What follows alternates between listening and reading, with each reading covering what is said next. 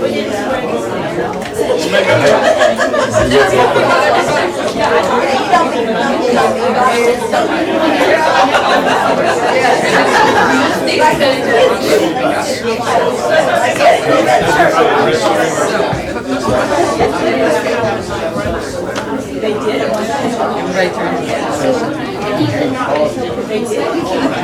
morning. Good morning. Today is Wednesday, August the 14th, 2019. This is a regular meeting of Commissioners Court of Grimes County, Texas. It is the 14th day of August. It is 9 a.m. We're at the Grimes County Annex Building, 114 West Buffington Avenue in Anderson, Texas. We're calling this meeting to order. We're going to start with an invocation. Brother Charles, would you be so kind as to do that for us this morning? And we'll ask you to stand for that. Remain standing for the pledges to the U.S. and the Texas flag. Let us pray.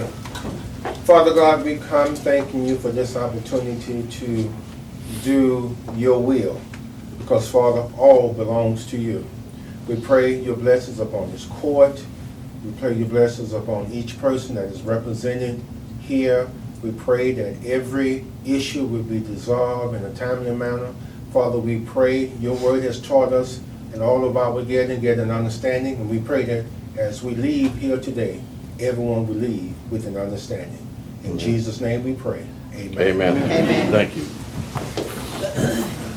I pledge allegiance to the flag of the United States of America and to the republic for which it stands, one nation under God, indivisible, with liberty and justice for all. Honor the Texas flag. I pledge allegiance to thee, Texas, one state under God, one and indivisible. Thank you. Would you be seated, please?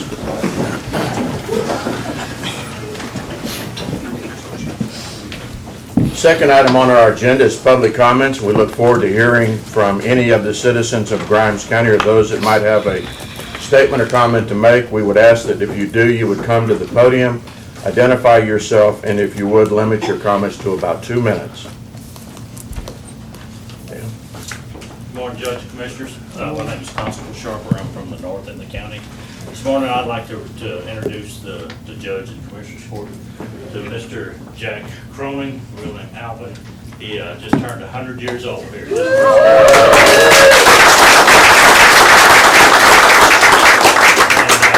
Had a little party for him last Saturday, and I talked to Mr. Croning, and I said, you know, what's your secret to 100 years of life? I said, I might want to live to be 100. Well, they asked me, do you smoke? And I said, no, I quit smoking years ago. He said, do you drink hard liquor? And I said, no, very seldom do I do that. He said, how about eat them big old juicy steaks with fat running all through it? I said, Oh, yeah. no, I kind of watch what I eat. He said, what in the world do you want to live to be 100 years old?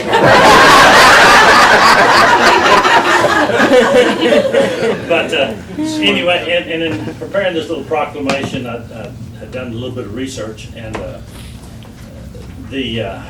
Texas is like what the United States is #1 as far as the number of centenarians that are living, but Texas ranks like 47th out of the number of states, and only 1 in 5 men live to be 100 years old. So anyway, without further ado, we can go ahead and read this as a proclamation in recognition of the 100th birthday of Jack Croning.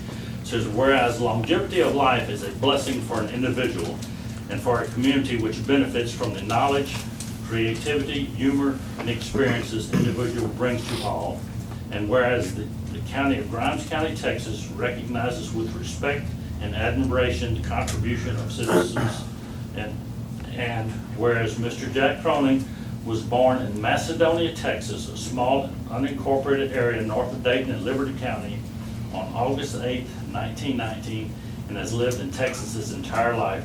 He owned and operated a welding business, working mostly in the oil field and construction sector. And whereas Mr. Croning purchased a small farm in the northern part of Grimes County in the Singleton area in 1965 and became a full-time resident of Grimes County in 2000 and continued working part-time as a welder and farmer. Whereas Mr. Jack Croning has 4 children, 12 grandchildren, 25 great-grandchildren, and 17 great-great-grandchildren. And whereas the United States of America has the greatest number of centurions in the world, and today Mr. Cronin should be honored for his 100 years on earth. Now therefore, in recognition of his 100th birthday, I, County Judge Joe Fout, on behalf of Grimes County, do hereby proclaim that August the 8th, 2019 as the Alvin Jack Cronin Day.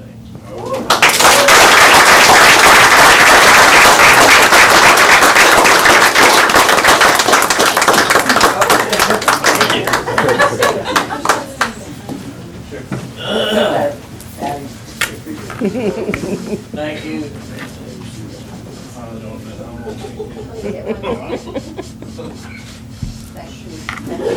Awesome. When I asked Mr. Cronin if he'd be here this morning to receive this, he said, "You reckon they're gonna lower my taxes after I get it?" No, but we'll freeze them. You bet. You bet. Constable, thank you for taking note of doing that. Thank you very much. Thank you. You bet. Additional public comments? Here's one. I can't hear. I can't hear. That's I can hear him, but I can't understand. Okay. You wanna leave? It's about something else. We can leave. Huh? You wanna leave? Yeah. I don't blame you, sir. I was kind of thinking the same thing myself. Yeah.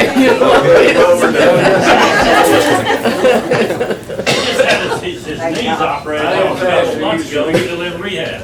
All right. Keep being amazing. I fell yesterday and tore my chair up. Oh. Gotta get it fixed. Hope they parked in the back and got in the front. Thank y'all. I would like to say something. Sure. I would like to thank all of the citizens of Grimes County, all of our sponsors, all of our partners who partnered with us to make yesterday a great success for our citizens and their children. We had the backpack and health and safety day at the Expo Center, and the turnout was tremendous, and we hope that it helps someone along the way, and that's what we should be doing as citizens, helping one another. So I want to just extend a hearty thank you to everybody that was involved. Thank you. I also have a comment. We lost and one of our employees lost their daughter a couple weeks ago, Kyle Brzezinski and his wife. Please keep them in your prayers as Kyle is having a hard time with this. So please keep them in your prayers and let's see if we can help him get back to work. Certainly. Are there any other public comments? Hearing none, we'll move on to consent agenda items number 3, number 4, number 5, number 6, and I believe that is it on consent agenda items. Yes. Consent agenda item number 3, consider and take action to approve the treasurer's list of claims and bills. Agenda item 4, consider and take action to approve payroll. Agenda item 5, receive and approve the Grimes County second quarter investment report for the period ending June 30, 2019, page 9 of this agenda. And agenda item number 6, consider and take action to approve budget amendments and/or line item transfers. And there are a multiple listing of those, which is typical this time of the year as we wrap up one budget and get ready to move to another. Yes, ma'am. Number 4 needs to be omitted. Number 4. We're not going to do payroll. We've already said You could eliminate anything but payroll, Madam Treasurer. I'm not eliminating. Okay. It's already been taken care of. Thank you. Done. Thank you. All right.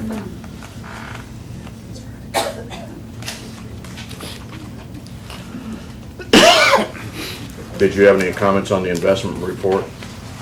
None other than everybody signed it and I'll post it on the website. Okay.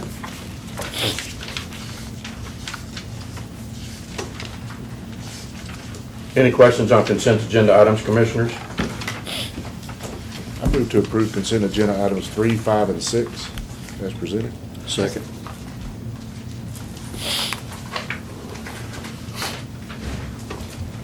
There's a motion before the court on consent agenda item number 3, 5, and 6 by Commissioner Mallett, second by Commissioner Dobianski for approval. Is there further discussion? Hearing none, all in favor say aye. Aye. Opposed? Motion carries. We'll go to agenda item number 7. Grimes County Historical Commission Vice Chairman Susan Boudreau. Agenda item number 7, review and approve new Grimes County Historical Commission Chairman. Good morning. Good morning. Would you state your name? I'm Susan Boudreau, and I'm Vice Chair of the Grimes County Historical Commission. On Monday, this past Monday night, we had a special meeting to accept the resignation of Joaquin Fultz as our president. He has not been able to complete the term, but wants to continue on the commission. He's done a great job. We also took upon ourselves to nominate a new person to take over. We nominated by practically acclamation. We nominated Al Peeler, and so I'd like to present his name for the court for approval as the new chairperson for the Grimes County Historical Commission. Okay. Any questions? We're good right now. Okay. Did Mr. Peeler want to come forward and make a speech or anything like that? We're really glad he's coming with us. I will if you want me. Not a speech, a few comments, but not a speech. Well, before we approve, if you'd like to make a couple of comments, that'd be great.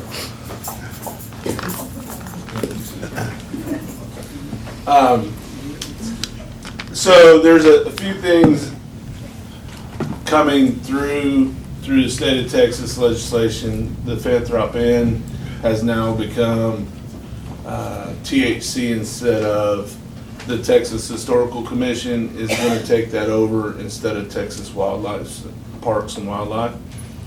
So that is going to put more responsibility on our commission. Right now we have some housekeeping to take care of and build our stuff up so that we can take care of both the courthouse, the Fanthrop, cemeteries. So I accept the nomination because I'm already in with THC. And as I don't know Texas history or Grimes history, as well as the young man that was sitting here, and a lot of them that sit in this room, I'm just the bus driver. They're going to tell me where to stop and go. And I think at that we can develop a pretty good commission, strong. We have a lot of good leadership in the commission, so it won't be, it's just a structure thing for me. Okay. Thank you, sir. Commissioners, any questions of the Historical Commission or Mr. Peeler? I don't have any questions. I've just got a comment. I think Al alluded to the fact that he hails from Illinois, and in my investigation, when I was investigating this agenda item, I did clarify that he had nothing to do with the hijacking of Whataburger. I live in the state of Texas. So, well, Commissioner, thank you for your research. Judge, I'd move to approve that Al Peeler be appointed to serve as president of the Grimes County Historical Commission, chairman. Second. There's a motion before the court on agenda item number 7 to approve what the Grimes County Historical Commission Vice Chairman and that committee have suggested that Al Peeler be submitted as president of the Grimes County Historical Commission by Commissioner Cox, seconded by Commissioner Walker. Is there further discussion? Hearing none, all in favor say aye. Aye. Opposed? Motion carries. Congratulations. Congratulations. Agenda item number 8 is Navasota Grimes County Chamber of Commerce, Johnny McNally, Executive Director, Chamber of Commerce update. Good morning, sir. Good morning, Judge and Commissioners. I appreciate the opportunity to come and give you an update on the Chamber of Commerce activities. I want to hand out to you each, quick, this is our latest membership directory, Thank you. mid-year report, and upcoming events. So that y'all know. By the way, we dropped one of these in the time capsule. Oh, thank you very much, I appreciate that. When I appear before you each time, I always speak of the 3 items that the Chamber of Commerce is tasked to do, which is promotion, economic development, and education. So all the things that I talked about today will be focused on those items. These are not in any particular order, but I just want to share some of the things that we've been involved with recently. We've had a continuing interest in bus tours coming through Grimes County, the most popular being the Texas Ranger Law Enforcement Tour. We did our last one in July. We have a couple more already scheduled for later in this year. These are groups that are coming in mainly from Houston on the precinct buses. We bring them in and give them I actually get on the bus with them and lead this tour. It's kind of a guided tour. And we have other nonprofits participate along the way. The folks on these buses generally are senior citizens, and so they're not looking to buy a whole lot of things and spend a whole lot of money. But we do get some commerce out of them because they always include a meal at a local restaurant. And we're developing a way to have them take something home with them that they can share with their families to try to draw more interest in their families to come back to Grimes County. And those folks will be more interested in doing some shopping and staying over the weekend, that kind of thing. So we're building upon our bus tours. Recently, we held 2 Texas legislative updates with our state rep, Ben Lamont. We had one that was held in Roans Prairie for the folks who didn't want to drive all the way to Navasota, so we had the morning session in Roans Prairie. We had the afternoon session in Navasota. They were both very well attended and got a lot of good information from Representative Lamont. Do you have the numbers of how many did attend at those 2? Off the top of my head, I can give you a decent Sure. figure. I believe it was 40 in Roans Prairie and approximately 60 in Navasota. Good, okay, thank you. We continue to hold our monthly lunch and learn sessions. We call them Chamber Academies. It's not really an academy, you're coming for lunch. I wonder if Chamber Academy sounds kind of daunting, but you're coming for lunch and learn, basically. And our topics vary from month to month. Recently, we had one on a topic of how to do business with Texas A&M University. We had about 20 businesses attend, and I had the Director of Procurement from Texas A&M University come down and speak to these folks about how they can get on Aggie Buy and the other programs that they use to select folks to do work for Texas A&M. And it went really well, and I believe we're going to repeat that about every 6 months, because I just think that businesses need to know how they can get a piece of that pie. The one that we have coming up this month is also related to Texas A&M. It's called Operation Maroon. It's a collaboration with the university and with the communities in the outlying area, so that when people are coming up from game day, basically what they're asking is, along the route, it's all maroon. We have folks putting out flags. We have the businesses and their employees wearing maroon shirts. And they're just showing the Aggie spirit all the way along the route. And in return, the businesses will get some cross-promotion with print media, social media, billboards, where they'll publicize the businesses that are participating in this Operation Maroon. So I think it's a win-win for the university and for our businesses. That'll be our next upcoming lunch and learn.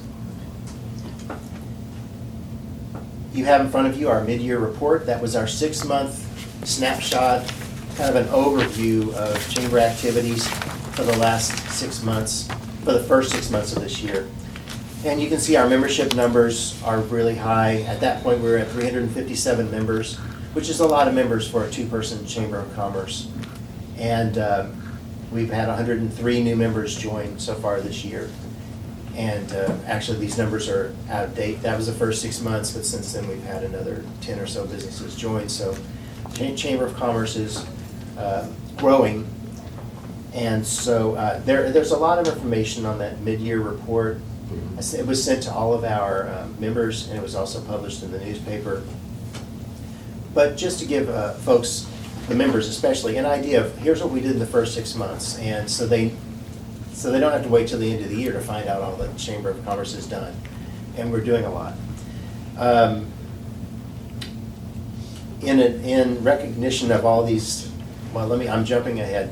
We had a board retreat last month where we're looking at 3 to 5 year planning. Our board of directors, who I report to, and it's like Al was saying, they give me the direction and I drive the bus on how to get there. Well, we looked at the next 3 to 5 years, and with membership growing and these members are expecting a return on their investment through the Chamber of Commerce, we're looking at ways to enhance their membership value and at the same time do other things that the Chamber of Commerce needs to be doing for the community. Did you have a good time at the strategic planning session? Yeah, it was very good. Where did you hold it at? It was in Plantersville. Specifically? We held it at the Bernhardt Winery. And the board actually made a recommendation, we hold all board meetings at the Bernhardt. It's a nice facility. It was a nice facility, and actually in the end, we did have a little wine tasting. So it was kind of the carrot at the end of the stick. So the board was very amenable to certain changes for the Chamber of Commerce, and 3 examples I'll give you is they were amenable to plans to add a new employee for the Chamber. Now, we're just having, it's very difficult to keep up with 360 members with 2 of us, and all the members are looking for something, and we're trying to do as much as we can for them. But for 2 of us, it's becoming daunting. So I think a new employee is something we need to seriously look at. Another thing is the Chamber of Commerce is tasked to be involved with leadership development. And as of right now, we're not doing any leadership development in Grimes County that I'm aware of. I mean, there's, other than the 4-H and FFA and that kind of thing for the kids. So I'm proposing that we create a new youth leadership program. And I described it to the board, and they were amenable to that idea, and I'm coming back to them with some more detail. But I intend to launch a new youth leadership program for the next fall year. And then a new website and a new CRM system for the Chamber of Commerce so that we can better track the needs of our members and the activities that we have and who's participating in what. And it'll be just a nice addition for our members to have a place to go at the Chamber website to be able to interact more and find out more about what's going on and how they can maximize their membership. So the board was very amenable to all those things, and I was really pleased to hear that. This week I had a breakfast with Kevin Brady, and Congressman Brady hosted all the Chamber of Commerce executives from his district to come together and hear the latest on what's happening in Washington. It's very informative, and Congressman Brady continues to be very accessible, and I really appreciate all that he does. Retail Live is an event coming up in Austin on the 21st of August. That's a matchmaking session, essentially, where I'll be going to represent Grimes County, and I'll get to meet with a lot of retailers who are looking to expand, hopefully to communities like ours. And they'll be sharing information about what they're looking for with regards to population, other demographics, traffic counts, all the different things that they're looking for, and we're trying to figure out who's a good match to come into our community. So I'll be doing that on the 21st. We have the Brazos Valley Business Summit coming up on September 26th. I'll be attending on behalf of Grimes County to that. That's mainly led by the Brazos Valley Economic Development Corporation, and they'll be giving an update on the latest economic situation for our entire region around the Brazos Valley. So that'd be very informative. Next is Central East Texas Alliance, the CETA group, Grimes County. So we have several entities who are part of the Central East Texas Alliance. I'm president of that organization. It's a regional economic development organization. And on October 8th, we'll be holding an event called Baiting Your Hook, How to Attract Biotech Companies to Your Community. We're hosting it at the HTRI facility in the business park in Navasota. HTRI's, it's their world headquarters that's positioned in Navasota. And we'll be inviting economic developers from Waco down Highway 6 all the way down to Tomball and all the communities along that route. And the focus is to create a Texas biomedical corridor which would run right through Grimes County. And that would make CETA have a much more direct impact on Grimes County. And that's what I'd like to see happen with that CETA organization. And then last but not least, I want to mention the golf tournament coming up. So the Chamber of Commerce Golf Tournament is on October 18th. It'll be similar to the last few years where it's a day and night tournament. You play the first round in the day, then you have a dinner, I guess you would call it. We'll have a helicopter ball drop once again, where citizens, not even at the tournament, can buy a ball for $10, goes up in the helicopter, and our title sponsor gets to dump all the balls on top of a golf hole, and whichever ball gets closest to the pin, the owner of that ball wins $1,000. And last few winners, I know Janet Green won the first one, and Marilyn Bettis won the second. Last year, one of the golfers won. Is there anyone here? Oh, okay. So anyway, it's a fun thing for the community to be involved with, even if they don't play golf. And then for the golfers, we just make it a whole lot of fun. So that's coming up on Friday, October 18th. That's about it. I recognize y'all have a busy schedule, and I really didn't want to overburden you today. So, but I'm open for any questions. No? Well, thank you very much for the opportunity. Stay busy. Thank you, Johnny. That'll take us to next agenda item number 9. Actually 9, 10, 11. We'll take them one at a time. Grimes County Clerk Vanessa Brzezinski. Agenda item number 9, consider and take action to adopt the county clerk's record archive plan and approve the related $10 records archive fee pursuant to Texas Local Government Code 118.025. That's our attachment number 9. And that was also what our public hearing was in regards to this morning. Good morning, Commissioners. So in front of you, I have two things. I have the Records Archive Plan and then the order to adopt the Records Archive Plan.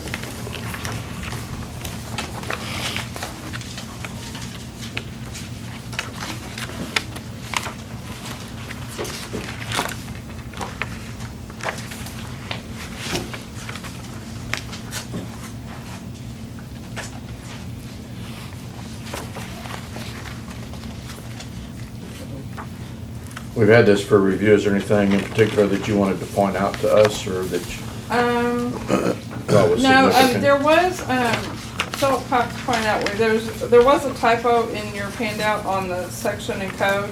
It should be 118.011 on the order to adopt the Records Archival Plan, and so on the original that y'all will sign, that has been corrected. Okay. I think there was an extra 0 in there or something like that.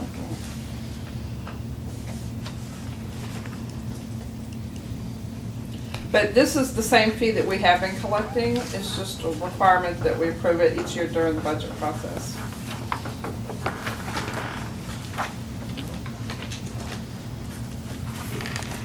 In the Records Archive Plan, I do have a list of projects that I hope to complete beginning with this budget year. Some of those include scan and index old marriage records, scan and index, and digitize old birth and death records. And then we've also just required all of the birth and death records from the city of Navasota. In doing so, they're all in book form, and so those will all need to be scanned into our system. Some of them we may already have, they may have sent us to them, but we want to make sure we have everything. And so that's going to be another project, is to get all of these books scanned, and that way if something happens to the books, then we have the digital backups for them. The old probate records, as I discussed before, and then we have a lot of old original marriage records from the 1800s and the early 1900s that are deteriorating, that need to be preserved and scanned as well. Also, another project is to scan, index, and digitize all of our plats. Currently, all of our plats are hanging in my office, but they're not being stored in a good way. They're getting bent and scratched. So these new, there's a company that will come in and scan the plaques in a digital format so that we can pull them up in the computer and not have to actually handle the plats. But then they're going to put the plats in plastic sleeves to protect them. Right. And then eventually we'll get new plat cabinets to put those in. And that will probably be something going forward once we get into the new building. So that's just kind of an overview of some of the projects that I hope to accomplish. And then the last thing would be to move all those old deed records out of the elections office and put them in storage, because they're all in the computer now, so we don't need the books.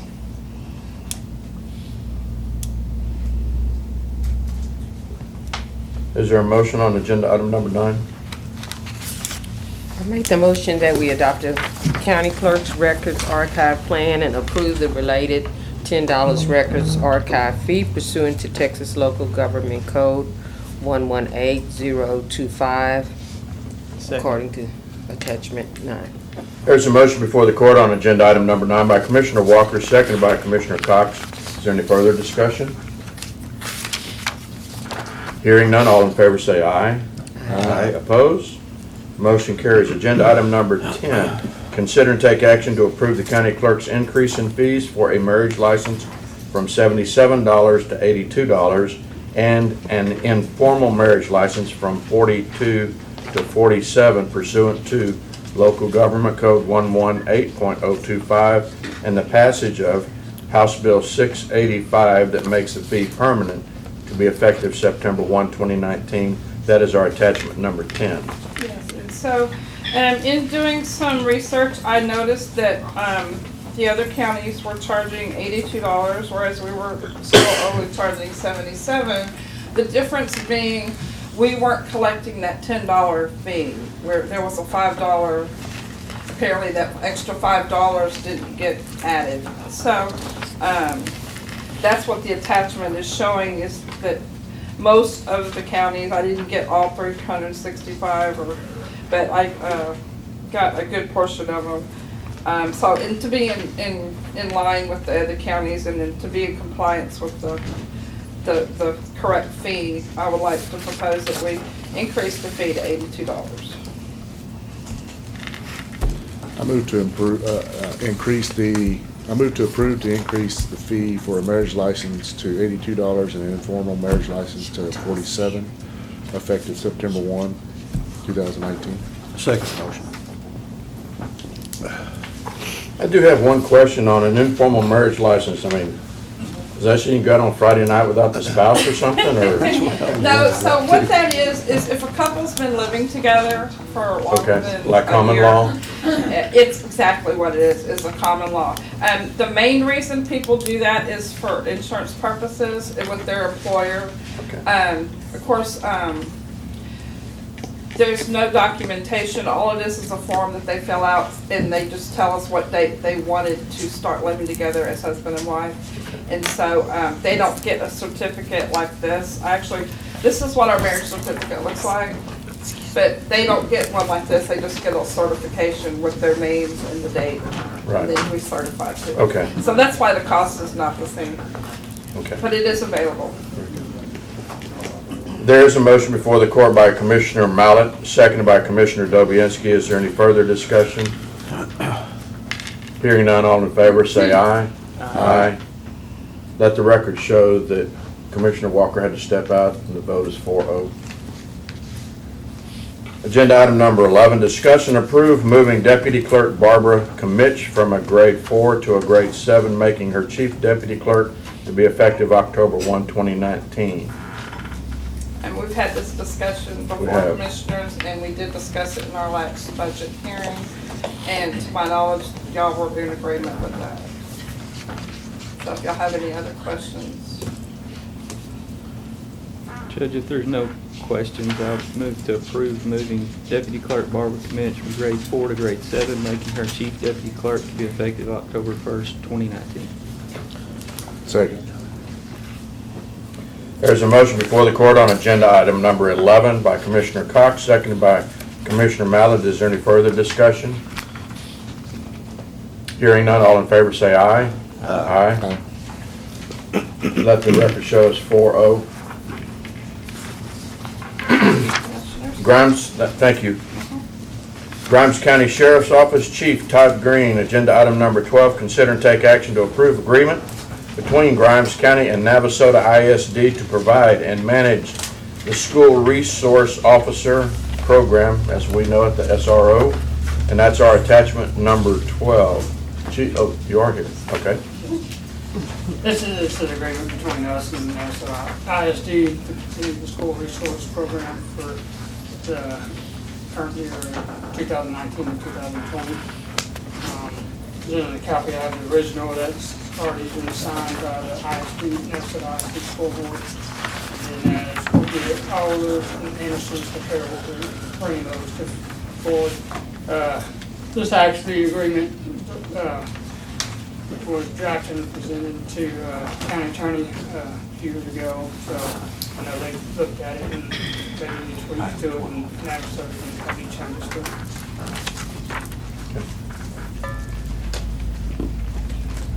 it. Our county attorney, you've had an opportunity to review. Yeah, I think we drafted it.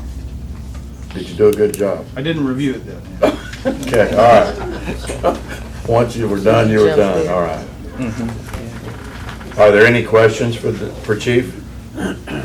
Judge, if there's no questions, I'll make a motion to approve the agreement between Grimes County and Navasota ISD to provide and manage the school resource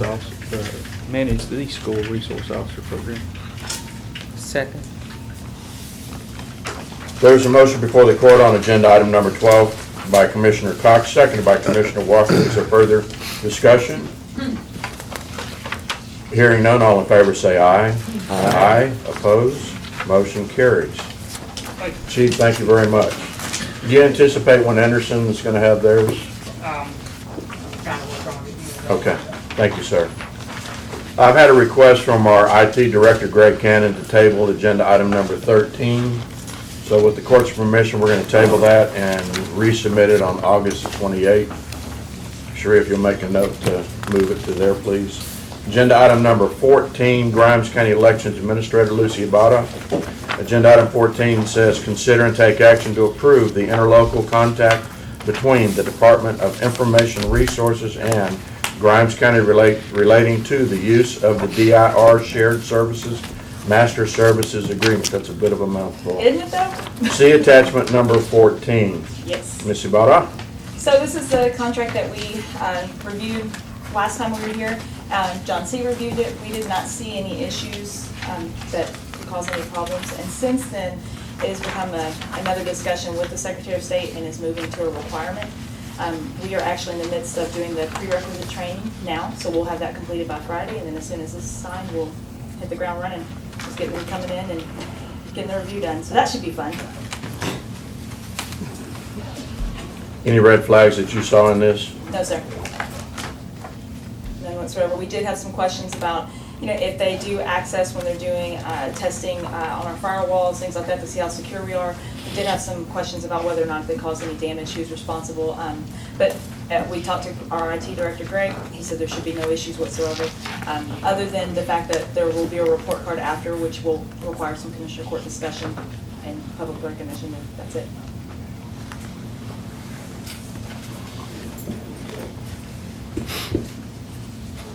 Since this went from highly recommended to mandatory, will that change any of the No. payment? No, it does not. I specifically called the state on Monday and asked that question. They said absolutely not. The state's covering the costs. Now, if we wanted to move a step higher, then yes, of course, that would cost the county. But at this point, we are not doing that. And in fact, in May, I actually talked to the gentlemen that are going to be doing this and started making some of the recommendations myself and changing some of the things we did just to make us a little bit more secure. So hopefully that will up our score.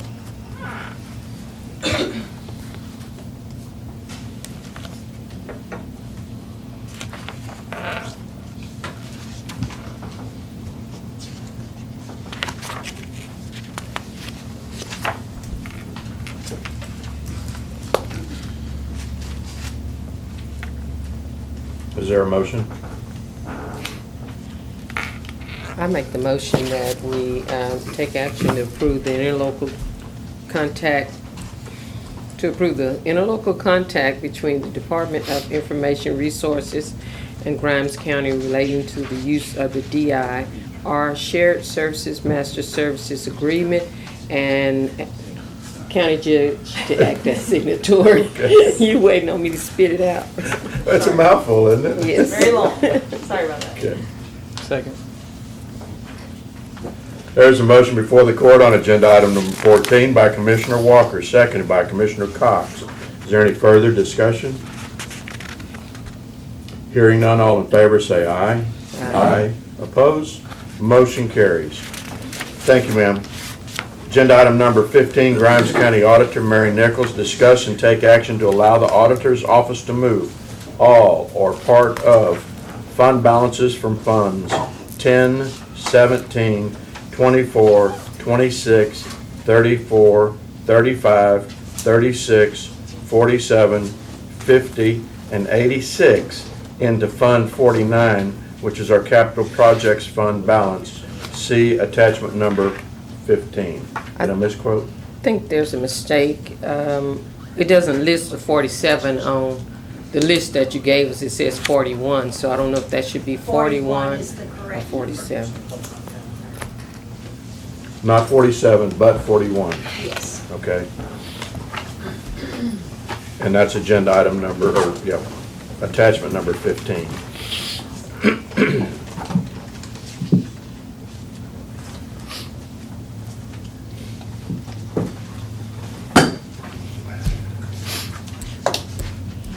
I did speak with you yesterday, Miss Mary, regarding this, agenda item, and we are proposing $5 million in this upcoming year's budget, Yes, ma'am. and that amount is to come from these funds Yes, ma'am. that are currently unappropriated funds. I think I asked all of my concerns, and it was good.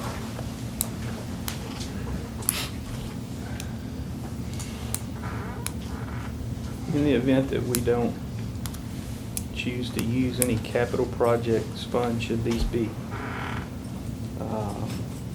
moved, is there gonna be an issue with moving them back to the original fund?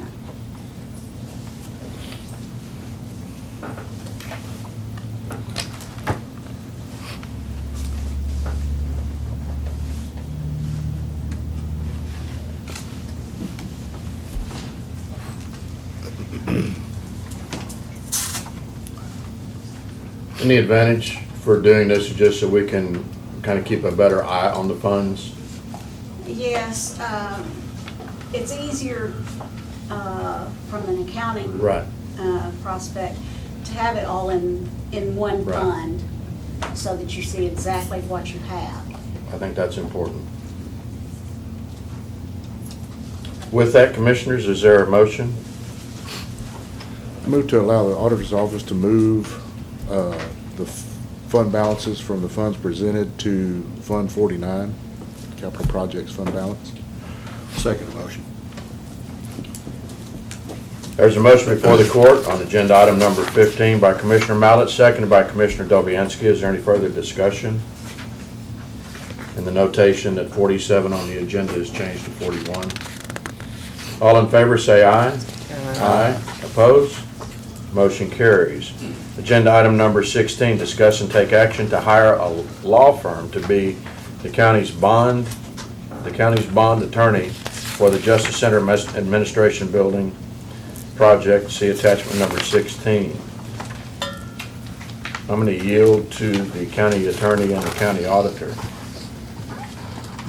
Not sure why, but, okay. I was not here for the approval of the financial services firm, the last time you all approved that. I did, though, receive an email from Ben with this list. I can tell you the only one that I recognized was David Mendez from Bickerstaff, and there's a suggestion that the county used that firm the last time there were bond issues.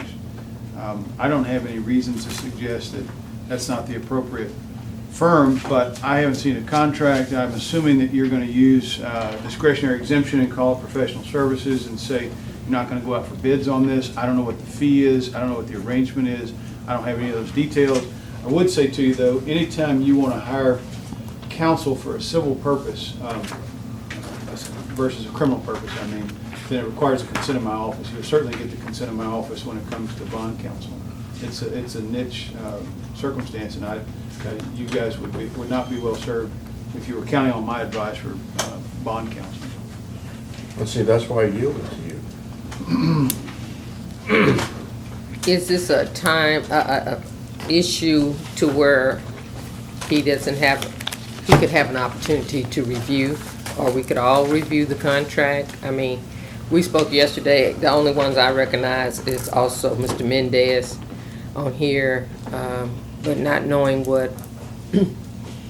not knowing enough about the other law firms, you know, to be fair or to understand exactly what all we're looking at. Is there a timeline if we place this on another agenda? I suppose we could. I'd like Mr. to know Rose- from other counties, their experiences with some of these firms. I mean, Mr. Rosenberg, when he presented last time and was hired, he told us that, you know, we would have to hire a bond attorney. And I'm thinking he said the fee for that would be around $20,000 to $25,000, if I recall correctly. I have some of the same concerns that Commissioner Walker has in the fact that the information that I'm looking at that was provided in my packet is very limited as far as any information other than the names. I do have some concerns about hiring a law firm prior to us even receiving any type of bids to make a decision on whether or not we're going forward or what the next step could be, because generally speaking, they're not going to do it for free, and I would hate to pay that money and then us at the appropriate time determine not to go forward and we're out the money.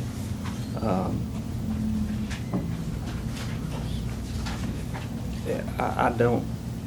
It is definitely a time concern, but I want to make sure that we're taking our time and looking at it appropriately. Sure.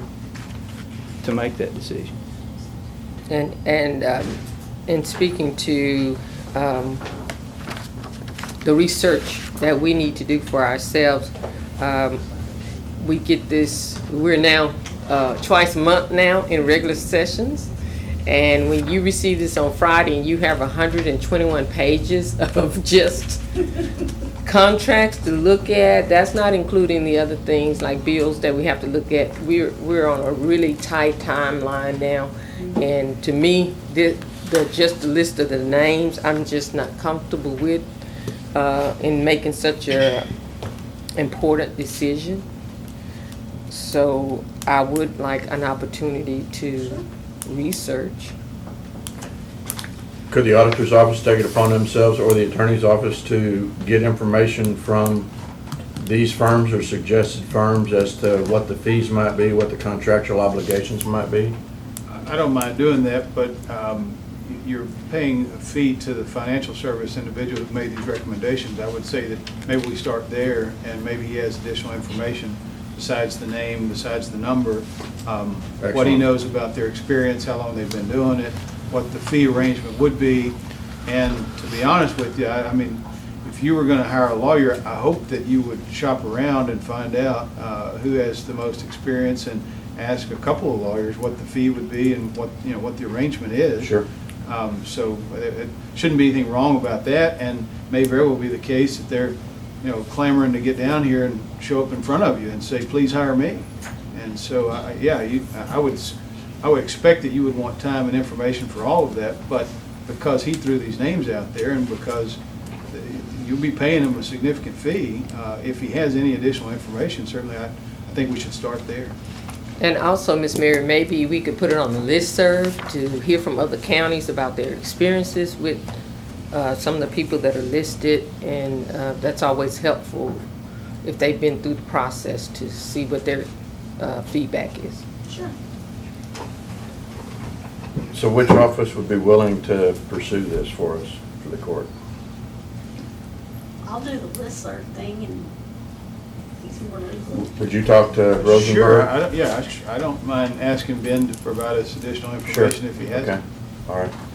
And then, do you think we could be ready to have the information before the 28th? I can be ready with whatever I have. I just would also say to you that there would be no prohibition on any individual member of the court tracking down whatever investigation they Sure. want to do. So Sure. I don't expect me to be able to answer every question that any member may have, and if a member has specific questions, I would certainly encourage folks to make the call directly to the law firm and ask the question himself or herself. Okay. With that being said, can we table that item until, did you say the 28th? The 28th, yes, would be the next regular meeting of Commissioners Court. Is there an agreement amongst the court on that? Is that reasonable? Okay, thank you.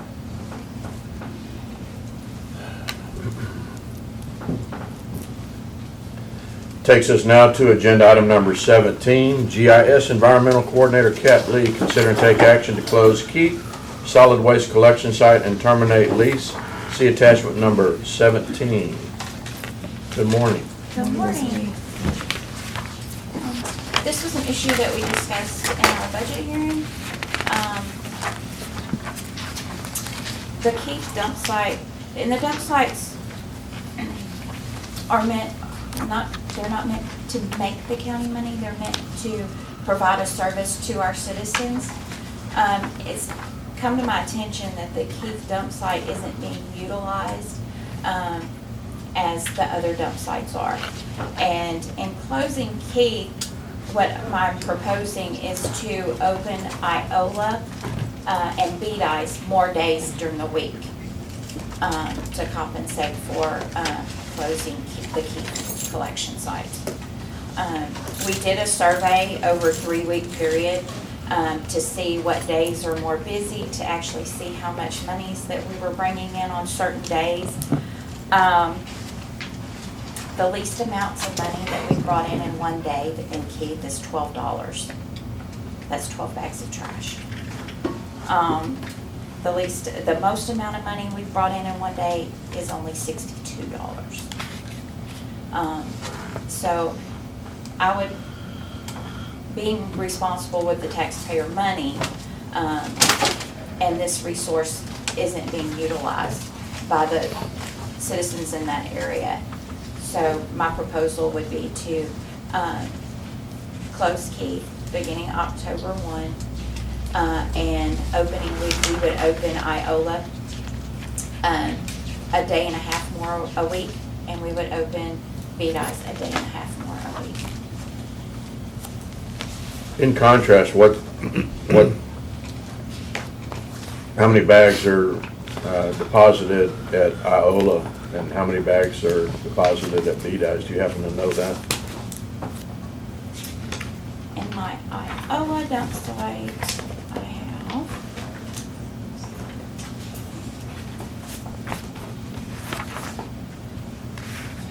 I have Iola makes on average $800 a month in ticket sales. And it's one ticket per bag, $1 a ticket? Yes, sir. So that's about 800 bags of trash. Yes, sir. Okay. And that's currently one day, or how many days? Iola is 4. open 2.5 days. 2.5 days. The same as Keith. Beat Eyes is my top grossing. Trash producer? Trash producer. They are my top trash producer. And they can collect anywhere from around $2,000 a month, $1,800 a month. Good. They average that. So that tells me that they need more hours there, they need more Right. services Sure. there. I worked that dump site yesterday morning for a period of time, and it's just, Steady. it's steady. Okay. Now, will we utilize the same employee at those dump sites? Yes, We will utilize the employee for Keith to have Iola open more days a week, and then our employee that was working BDI's and Iola will work more hours than BDI's and then hours in Iola also. So this won't create any change in your budget? No. And we'd also discussed, the reason why we're waiting until October is because so we have money in the new budget, because we're gonna, if the court decides to close Keith, we're gonna take the building there at Keith and move it to BDI's because that building is beyond repair.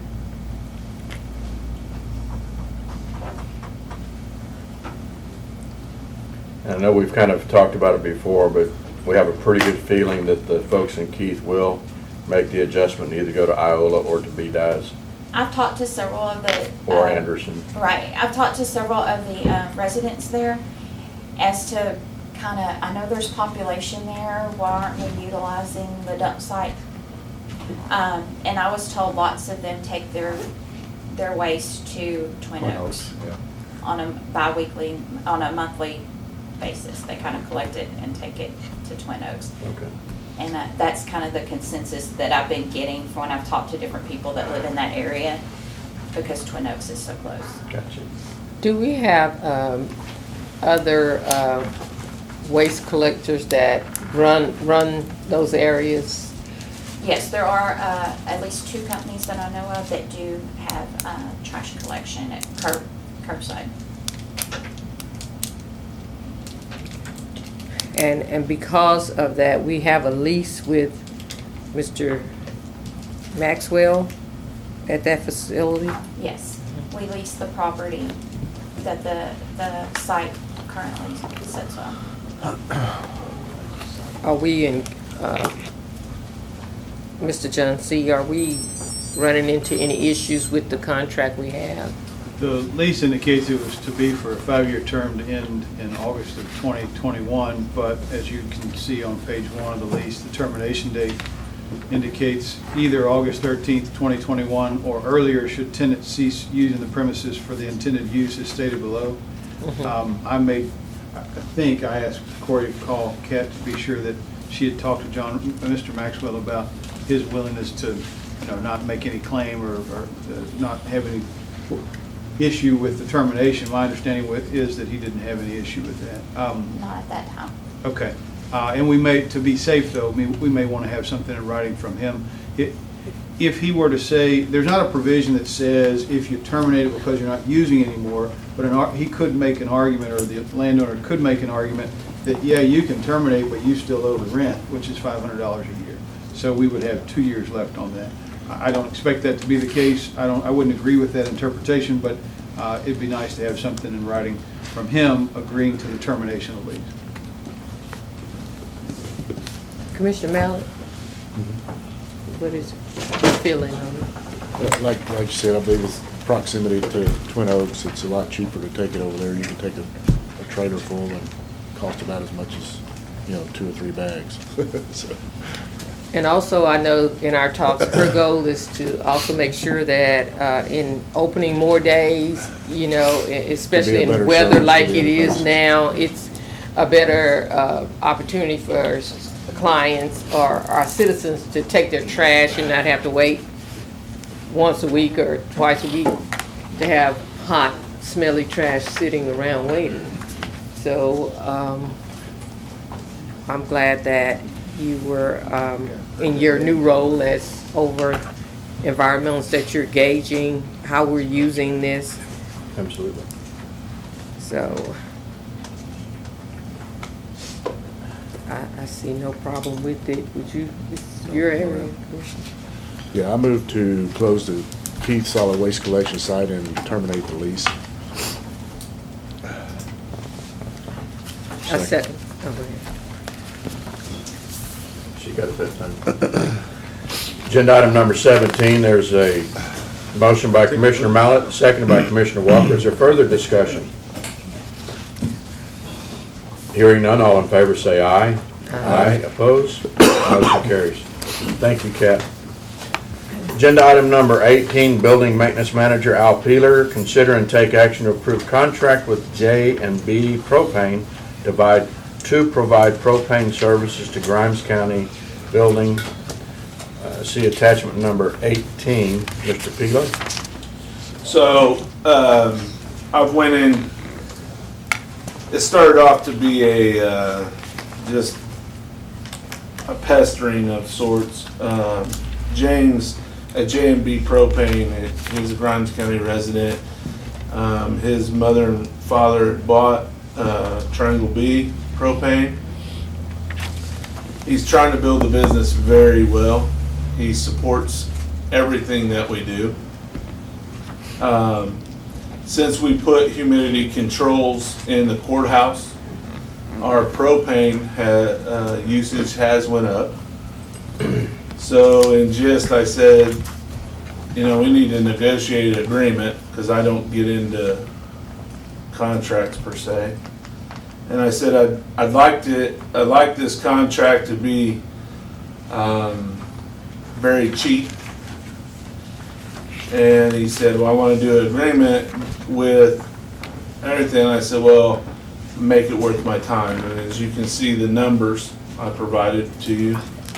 If we would have been on this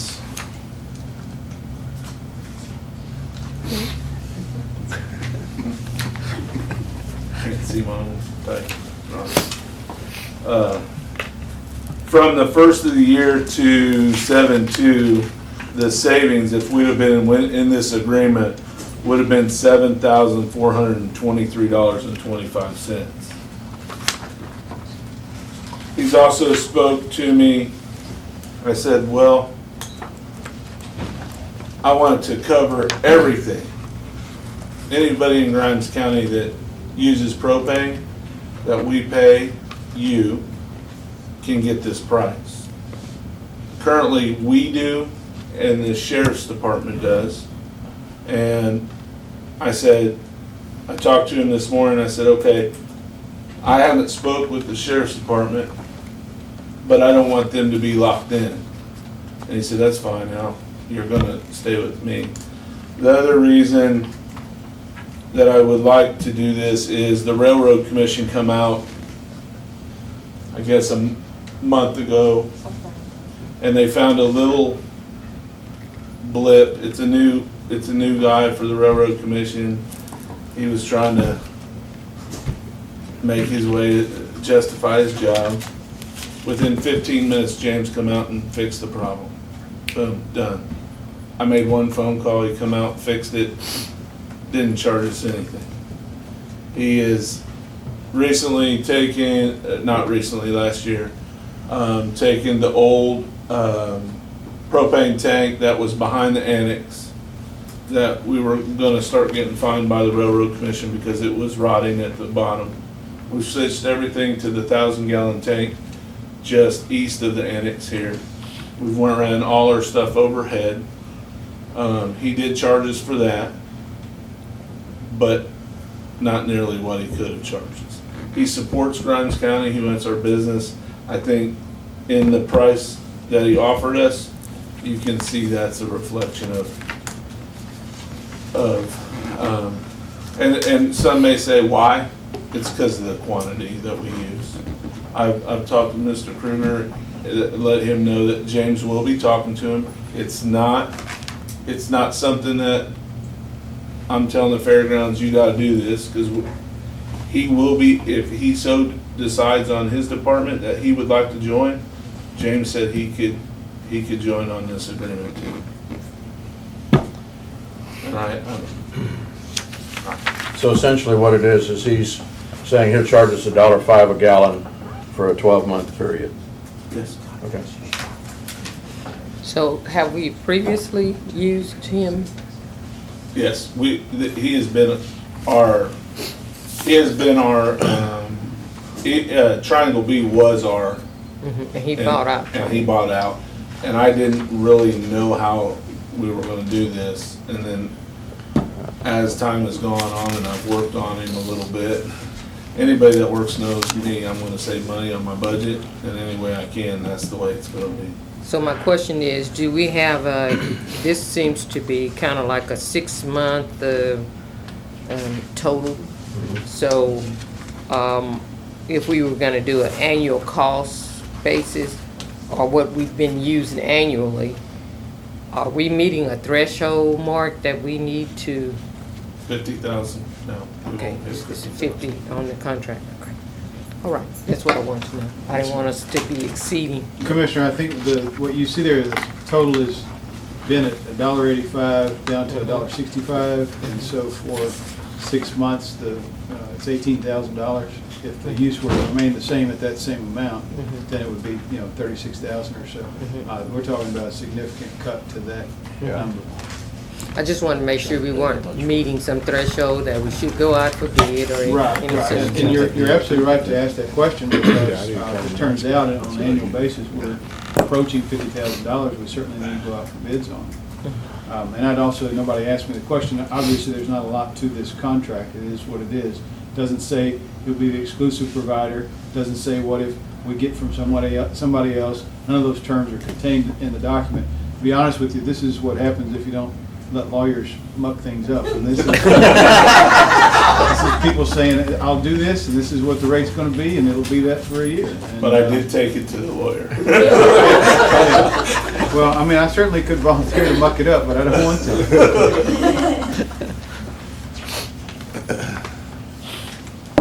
Well, I appreciate the work, the research, and the presentation. With that, is there a motion? I move that we approve the contract with J&D Propane to provide propane services to the Grimes County building. Second. There's a motion before the court on agenda item number 18 by Commissioner Dobianski, seconded by Commissioner Cox. Is there further discussion? Hearing none, all in favor say aye. Aye. Opposed? Motion carries. Thank you, sir. Agenda item number 19, drum roll please, Commissioner Precinct 1, Chad Mallett and Michael Lloyd from PGAL. This is a PGAL update. And you're losing the crowd, Michael. Everybody wants to see what you've been doing. What's your eyes, Vanessa? Thank you.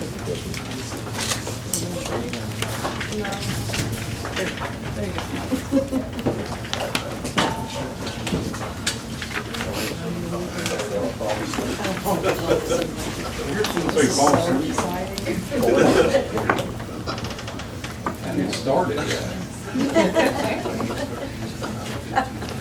Feel free to drag a chair up and sit there by the computer if you're more comfortable.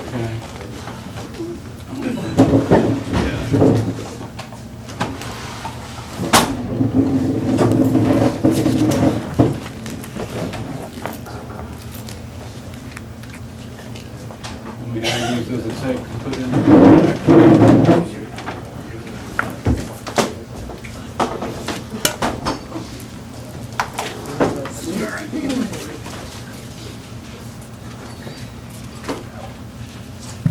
What do you get? Yes, sir.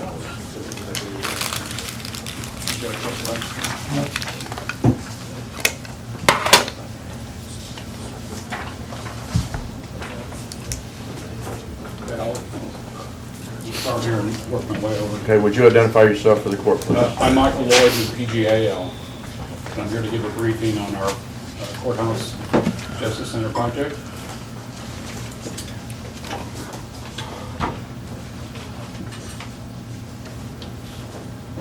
So just an overview. We've been. Are all the lights on one switch? No. Thank you, John. That's pretty good. So as an overview, we've been working diligently as a team, designers, as well as all the user groups and county officials to come to this point. We're literally 2 weeks away from going out to bid if we agree to do that today. I can give an update on the progress of the plans, the proposed bid schedule, as well as the budget. Sorry. That's pretty good. So, this is the site plan. You can see my cursor here. This is the proposed Justice Center location. We have a direct connect to the existing jail. Connection point is a conditioned on-grade walkway that gets the prisoners from the jail into secure holding into the courtroom, to the courthouse. What does condition mean briefly? Air conditioning. It's a air conditions. Oh, it's climate So it's controlled. a climate controlled walkway. We met with the jail commission a couple months ago, and they have, they like the approach and recommended this conditioned connection from jail to courthouse for security reasons in lieu of an open, exposed, covered, fenced-in connection. It's a better security means. So this is the proposed courthouse. It's roughly 32,000 square feet. We put in a master plan to future maintenance building right here. That is not a part of the project, but we've left room in the site plan for a future maintenance building that could be put back there for storage and other items related to maintenance and storage of goods. Okay. This little road here, there will be a gravel. This is all paved parking lot we're putting in, but from about right here, and it'll whip around the back of the jail, and there'll be a gravel road. So if there's any 18-wheeler deliveries, there are a few departments that get an 18-wheeler delivery for a few items. They'll be able to navigate through the parking lot without any difficult turns and whatnot. The base site plan is right here. We do have an alternate to add a driveway, which is this configuration here, a second driveway. But currently, the plan would be the base drawings use the existing driveway that Airbnb drives in today to get to the jail, and then we connect. Just for your recollection, that currently the jail's parking lot is concrete in these areas, and it's gravel back here. We would put concrete parking right here and make it all one contiguous parking lot, so the jail and the courthouse have a shared parking area. There is a front door right here with a little drop off. There's ADA access on both sides. Employee parking is generally in the back. We have some little seating areas in the property here and here. And then we have planned for future expansion, which is this green expanse right here. So the building could expand out. Can you go back real quick? Is that parking beside the green space, the expansion area? This is parking right here as well. Okay, that is parking, okay. Okay, thank you. And there's dumpsters back here. That's right. ADA in the back too? Yes. Okay. Yeah, there's ADA spaces here. In the back, on the back side? Yes, they're right here, Al. Okay. Thank you. Sideways. Yeah.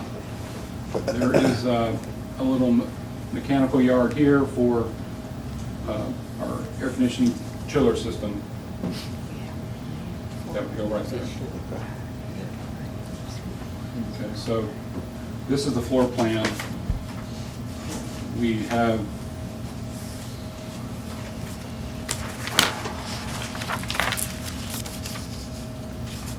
all the departments have really worked really well together, and the design team, to make sure that they design and forecasted without too much growth, the most efficient space for each department. So this will house all the departments exclusive of county attorney, county judge, and probation. Road and bridge is in their current facilities. And 911. And 911. And voters. And voters, yes. So we do have a district courtroom, which is this one here, county court of law. The district would be shared between the two judges that come to the county. And then this is a special proceedings courtroom. In a open workshop months ago, Commissioner Walker had a great idea of making a shared courtroom and locating it in this location such that this room can act as a commissioner's court, grand jury, and justice of peace. So justice of the peace will be moving from the sheriff's office over to here, and this is their suite right here. So there is a secure side to the building and a non-secure side. So anyone coming in to do court business, they come through the secure entry. That's below the screen, they can't see Oh. the person. Isn't it, well, can the screen go down anymore? No. No. Just raise up. And just take the, There you go. there you go.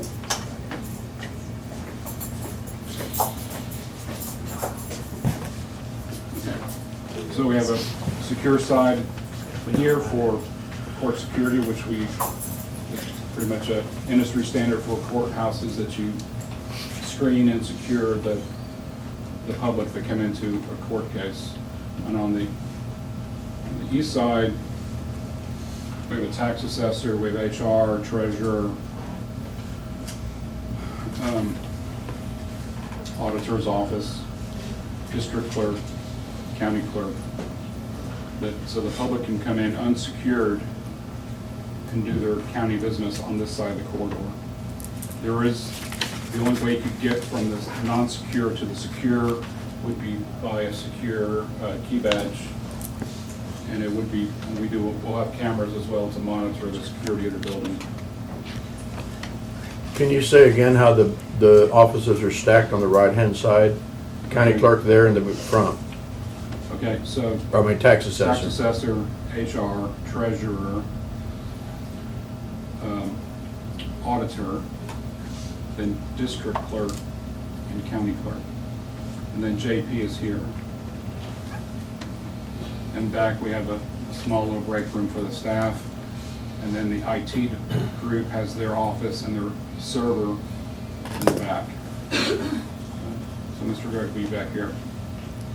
This is the DA's office.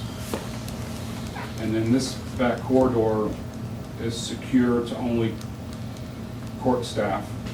So the general public cannot access this unless they're escorted by an employee. So the district court suite is back here. The county court law suite is back here. Then the bailiff's constable office has a presence here to help with court and prisoner security, right here in the front left. The prisoner connection point is as I said, the conditioned walkway. There's some man-trap secure locks to get into a holding. So there's day holding that can support several prisoners to support the docket as the day goes on. The walk time from this courthouse to the jail is about a minute. So if there's 6 or 8 prisoners in here, they get processed, the sheriff's office can quickly bring 6 or 8 more. Are there restrooms in that area? Yes, ma'am. There's a restroom right here that is a prisoner secure style restroom. There's also a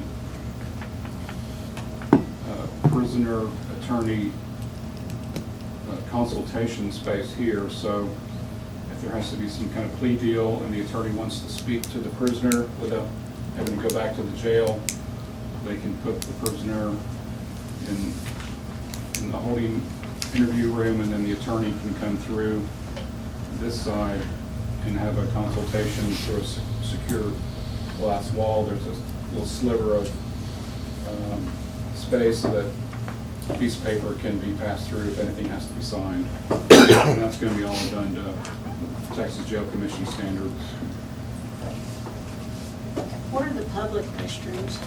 Public restrooms for the jail, for the court side are in the back here, and then the non-secure are right here. There are some staff restrooms in the back, and then in the court suite, there's staff and jury restrooms. Oh, I did not mention there's 2 jury deliberation rooms, 1 for each court, right here and here.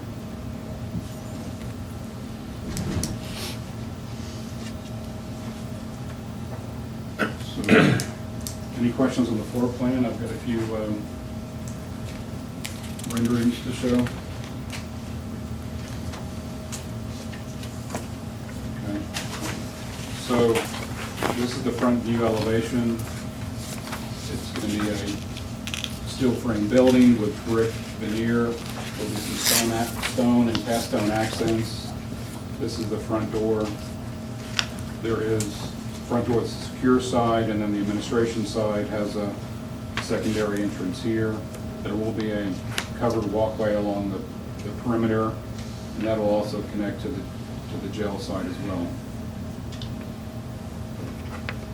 Where's your ADA ramp on the, is it over on the side? Yeah, there's 2 on the sides. You can see them. There's ADA parking on this side, and then there's a mirror spot right here, so there's a ramp that comes up under the covered walkway that gets thin. So there's 2 on both sides of the building, as Al pointed out, there's ADA in the back for staff. We're not putting all the trees and shrubs in, right? We are putting some trees and shrubs in. Why? With irrigation. I can show you that later.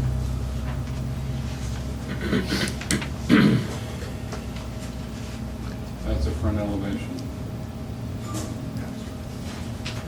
That looks like it's a flat roof. I thought we were gonna have arched roof. Well, we have arched roof where the air handler are in the front and back, but there's a crown down the middle, and then it slopes to each side. Okay. You see the roof drains here. It's not like the jail. That has a true flat roof. This is a pretty simple roof with the ridge line right down the middle, and it slopes all the way to this side and slopes to that side. Material? A key roof system. It's a single ply with insulation. I can show you the specs on it. Is that metal? Is it fiber? It is, it's like a rubber roof. Let's let him go through his presentation, okay? And metal roof over your air handlers. Okay, so budget summary. So 32,000 square feet. We have a building estimate of 10,500. I budgeted court furniture and furnishings at 300,000. Any kind of miscellaneous equipment that may go into the courthouse at 200,000. So a subtotal of 11 million. I put a 10% contingency, so 12.1. That's base bid, and hopefully I'll be high bidder with this estimate. I've got some conservative numbers here. I do have a built-in ad alternate, so the road that connected to the highway is an ad alternate. It can also, if there's a second option to go east or west with a road, a different orientation, that value could be attributed to a different orientation if that road is being contemplated somewhere else. But that's the amount for a current road out to, what is that, 149?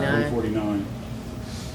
But we also priced a different configuration if it goes a different route. So I think for the linear The linear footage is about the same.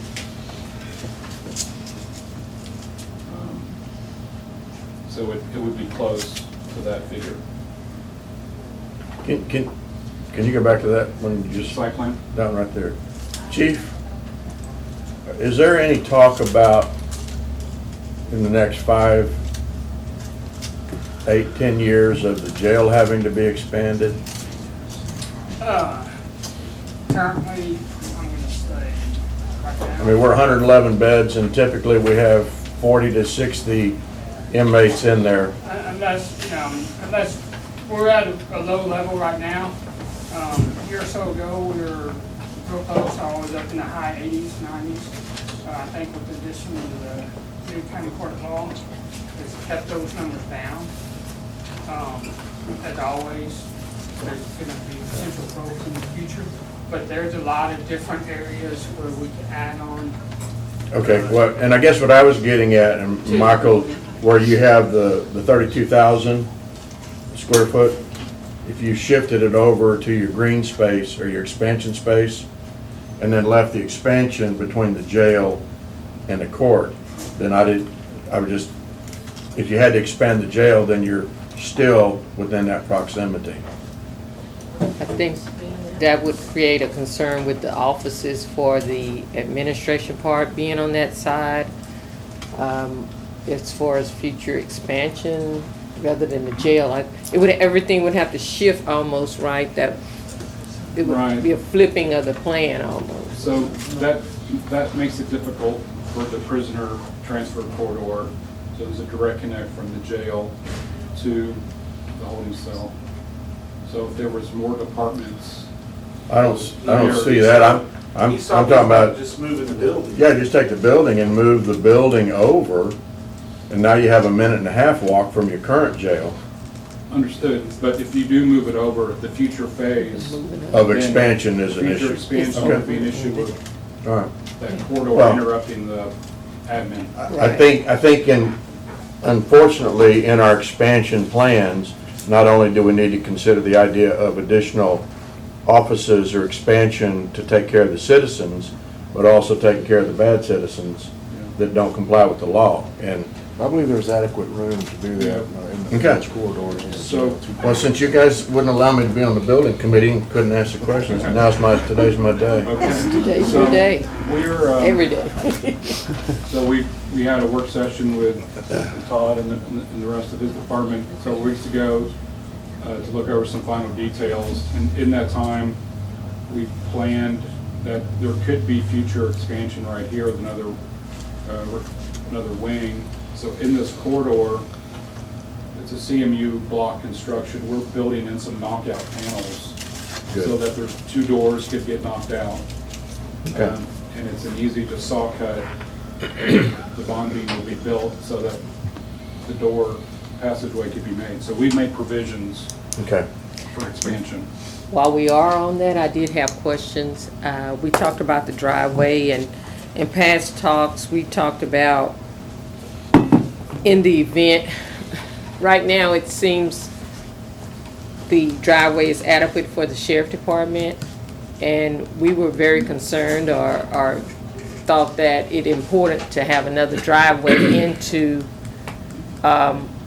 this type of building, considering the citizens that will be traveling that driveway rather than coming through the sheriff department's driveway. You know, just one access to the road is We do major have concern. county property that comes out to 149, where Cap's bail bonds is and his property. The county does have property that goes back to, the building does come out to 149. So That's what I If was we- saying. We talked about that would be safer than trying to take everybody through one parking lot in the event of emergency and sheriff personnel having to come out and dealing with the public coming in. So you'd have more than one way into a building, not just one roadway. Right. So we recognize that, and the drawings do have. We're talking about on the south side. the south side. That was the driveway I was speaking of. That is the south, so that is 149. So the drawings do have an add alternate that the contractors will price. And that's that 225 that we're looking at. Yes, ma'am.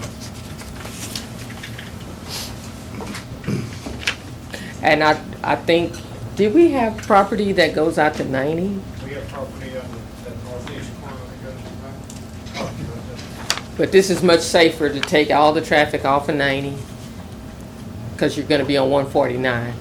But you also have the school there too. You have the You've school. got a lot of school traffic right there, a lot of school traffic. A lot of school traffic. Yeah. And that's what my concern was, I guess, congestion with the sheriff department and citizens coming and court dates and, you know, We're looking at an alternate to come in from Highway 90 as well. okay. Yeah, so if that Highway 90 solution is more viable or more preferred, then we've got a clean bid alternate not to accept, and we can price a second design. But your drawing, Sheree, put your finger in the air. Bring it down. Well, not, that's right. Keep it on the screen. All right, right there. Is that a drive coming out? Is it in the plans? Be the alternate. It's an add alternate, so. Okay, that's the 225. Yes, sir. All right, so put your hand back up there, Sheree. Go higher, higher, higher. Stop, I can't go much higher than the floor. Well, you could stand. I know But what you- up and further up, but in that back side, then is where we're talking about going out to 90. Thank you. Yeah, I think looking at the concepts you had looked at, it would come in at about this point right here. Okay. And we could accommodate that into the plan. And you said this is about the same linear footage? Going to 90, I think, is a little bit longer, but essentially the same scope of work. So you're gonna access from 90? Well, we've already talked to TxDOT to make sure because 149 comes in, the stair steps down, then it comes in front of the sheriff's office in that area. We've already talked to TxDOT, if we had an exit, or if we had a driveway up towards the back of the building that goes out to 90, is there going to be a vision conflict or issue? And they said, no, there's enough line of sight.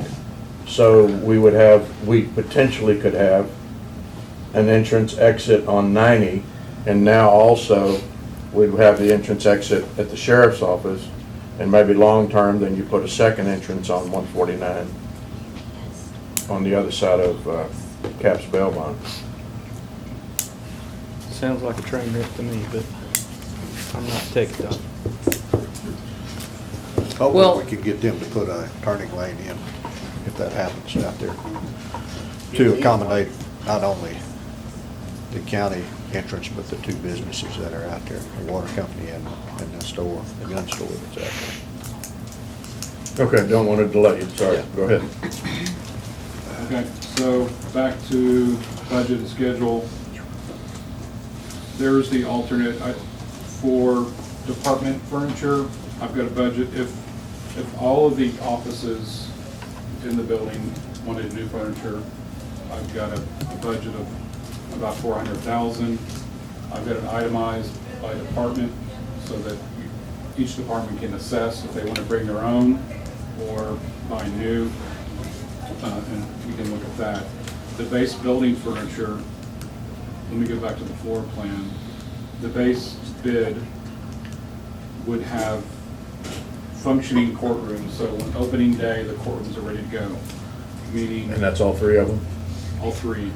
So the white furniture you see here, so all the chairs for judges, witnesses, the jury box, the tables, the public pew style seating with pads, and then some conference rooms for the attorney conferences. Those are all part of the furnishings, as well as the two jury deliberation rooms, kind of specialized table size and chairs. We want that to be part of the base bid. The multi-purpose it's got the 5 chairs and the built-ins, the tables. In this room, we have movable chairs that are padded, and that way there can be different functions in that space. The chairs can get stacked and moved out, and you can do different kind of functions or Thanksgiving dinner there, or whatever you want to kind of do. It's a potluck. The other type of seating is bench, did I hear you say, in the other courtroom? Correct. It would be much like the pew benches in the large county courthouse, the historic one, with the exception of, or with the addition of adding some pads. We heard that a lot of people sitting there in a long court case, they get a sword tush for a long court case. Shouldn't be a criminal. Well, it's the These are families that are public. there. Yeah. There's also civil cases. So that's in the budget. So schedule, here we are at 8/14. We're proposing to go out to bid. We could advertise on the 21st. There's 2 advertisements that are required. On the second advertisement, the plans would be released. 8/28, we hold a pre-bid meeting and a site walk. September 11, and bids will be due October 3rd. We are proposing a competitive sealed proposal format. And the difference between a competitive sealed proposal and a hard bid is it is a best value judgment selection. So the contractors would submit their qualifications, their project approach, their proposed schedule, their proposed staff, and they propose their resume as well as their bid. And then there's a scorecard that Mary's office and myself are working on that would make a quantitative, qualitative decision on who's your best choice to build your building. It's a good format. It promotes reputable contractors to bid the work. A lot of reputable contractors may shy away from a hard bid because they may not be able to compete with someone that comes in real low, or they make a bid mistake, and then you're bound to take the low bid. I happen to recognize 2 general contractors in the audience today that are interested in the project from College Station. So I think it's the best way for you to get a quality project and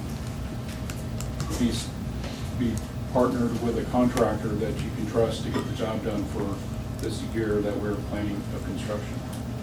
Is this doable in a year? I believe so. And your newspaper ad is what? It's an advertisement for bids. That's what that is, okay.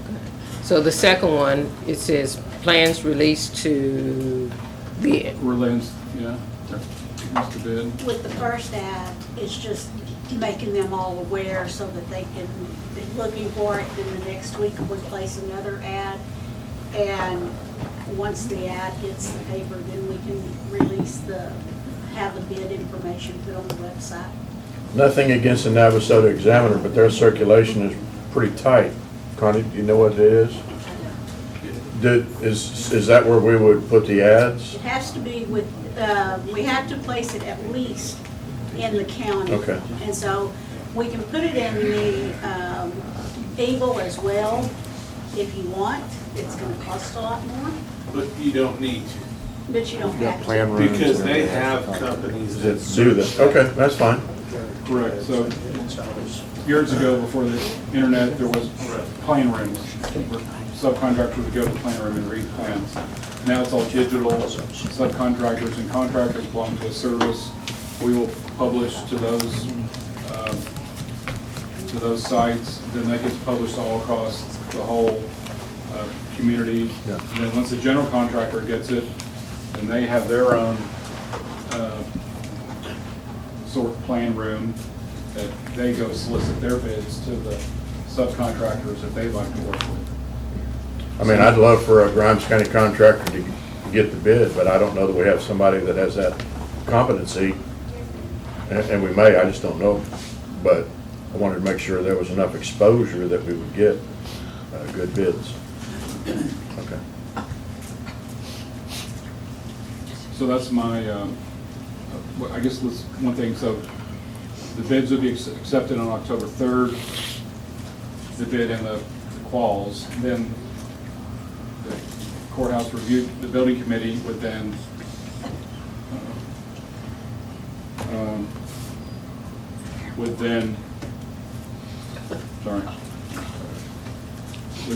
assess the bids and do the scorecard to see who's the most qualified, best value contractor. So that would take a week or so. And then we're proposing a bid award date of October 23rd and get started construction this year and then complete by the end of 2020. So I think this is a good time to bid. Summer's over. Contractors are all back in their office, eager to bid something, and are keen to do some great work for us. The contractors that are in the audience, would you raise your hand? Does that sound reasonable to you guys? I mean, the timeline? Okay.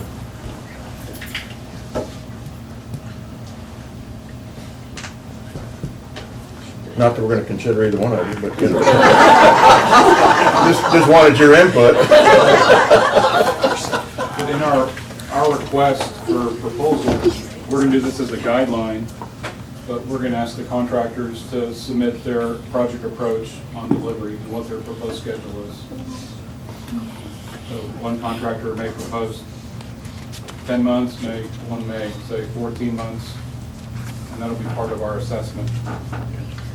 Let me ask Mary a question.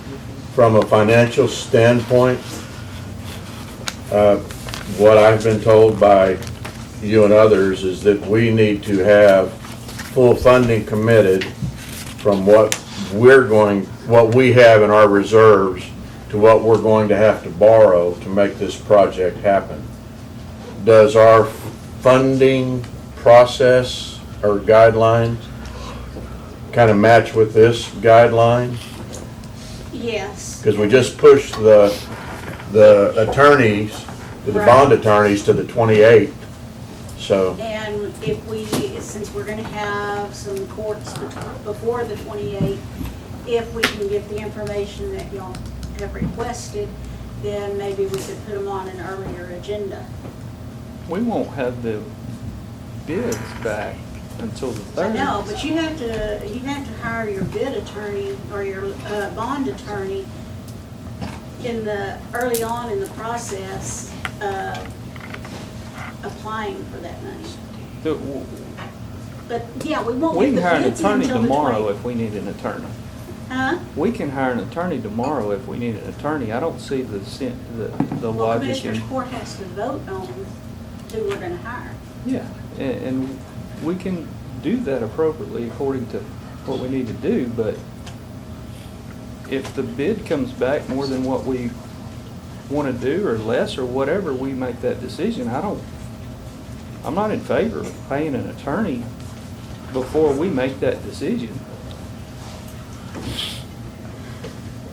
Well, it is part of the process that It is. that we have to go through in order, because the Attorney General also has to approve us. Sure. If it takes us another 30 days, it just takes us another 30 days. It's been going on since Right. 2017. Let me ask our county attorney.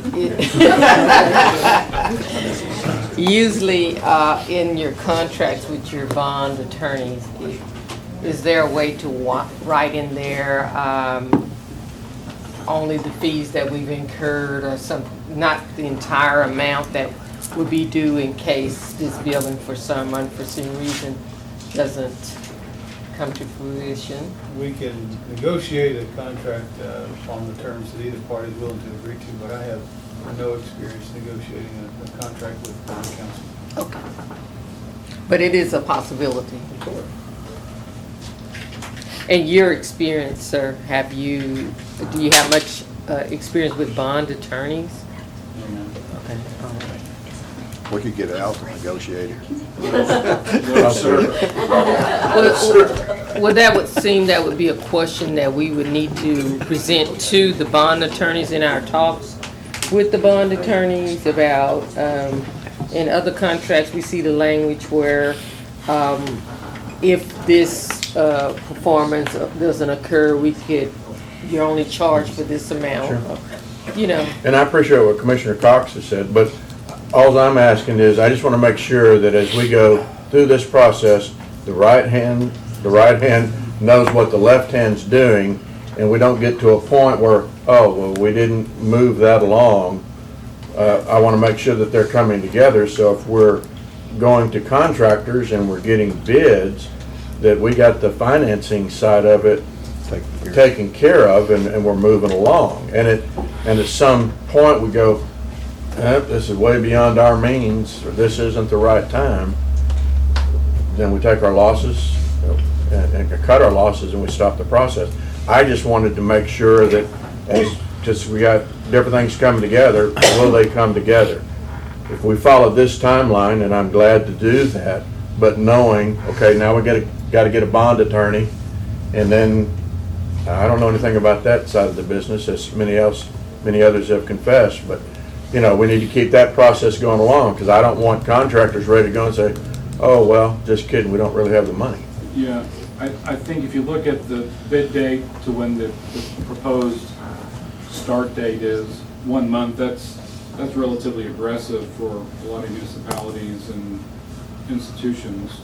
If it was a 2-month lag to get contracts and ducks in a row, that's very common, and a lot of times we would state how long the bids are due, or how long they're good for, usually 120 days.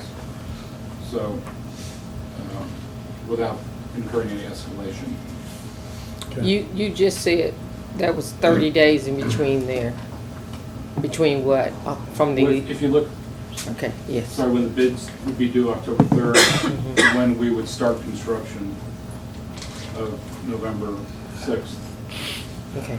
Now let me ask you, who wrote that schedule summary? This is a date.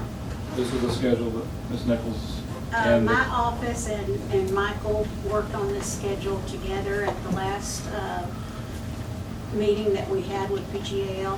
And I provided that information to Mr. Rosenberg, and so he had contacted me and said, here's a list of bond attorneys, y'all need to hire a bond attorney. So this isn't anything written in stone. This is just all proposed on the dates. Correct. I think these are good dates of when we advertise up till October 3rd, and then there could be some flux from when we receive the bids to when we give a notice to letter of intent and then to actual contract. I think there could be some buffer in that with consultation of your bond attorney, county attorney, of what that proper time is to get everything done properly. It may take a month, 2 months or so. So with that concern in mind about the bond attorney, there is some flexibility in that date from where you're saying a construction start date is, so that we're comfortable in knowing and that we've consulted with one another on what we're doing and understand fully.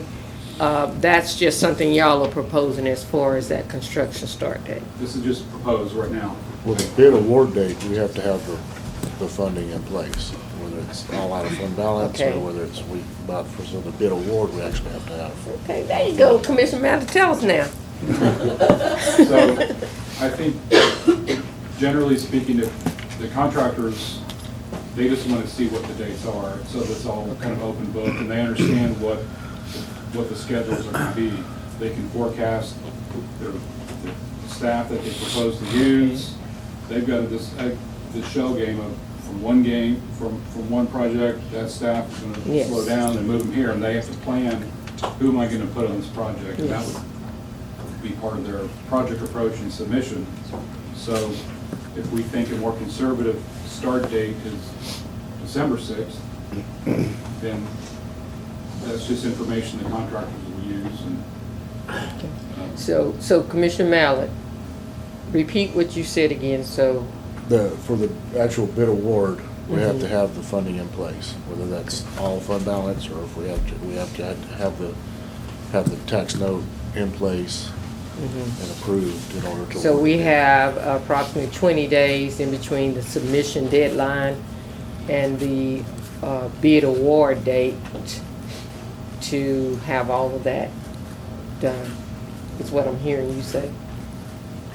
And the time frame as far as the AG to approve it and all of that stuff, I guess that could be put back depending on, once we actually get the bids in, we'll have an idea of what kind of money, and then we just would have to push back the award date.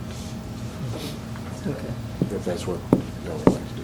And I would, if I may, I'd like to offer, just, you do want to be careful about taking bids, and you don't want more than about 60 days between taking those bids and making that contract award, because those sub-bids start to get stale and market prices change. And Okay, Sure. yeah. That's what- Storm and might that's- come through. That's part of what I was talking about, of just making sure everybody's coordinated and everybody's working together so we can throw some dirt around. Well, as Mr. Rosenberg said the last time, the process takes between 60 to 90 days Right. for what we have to do through him.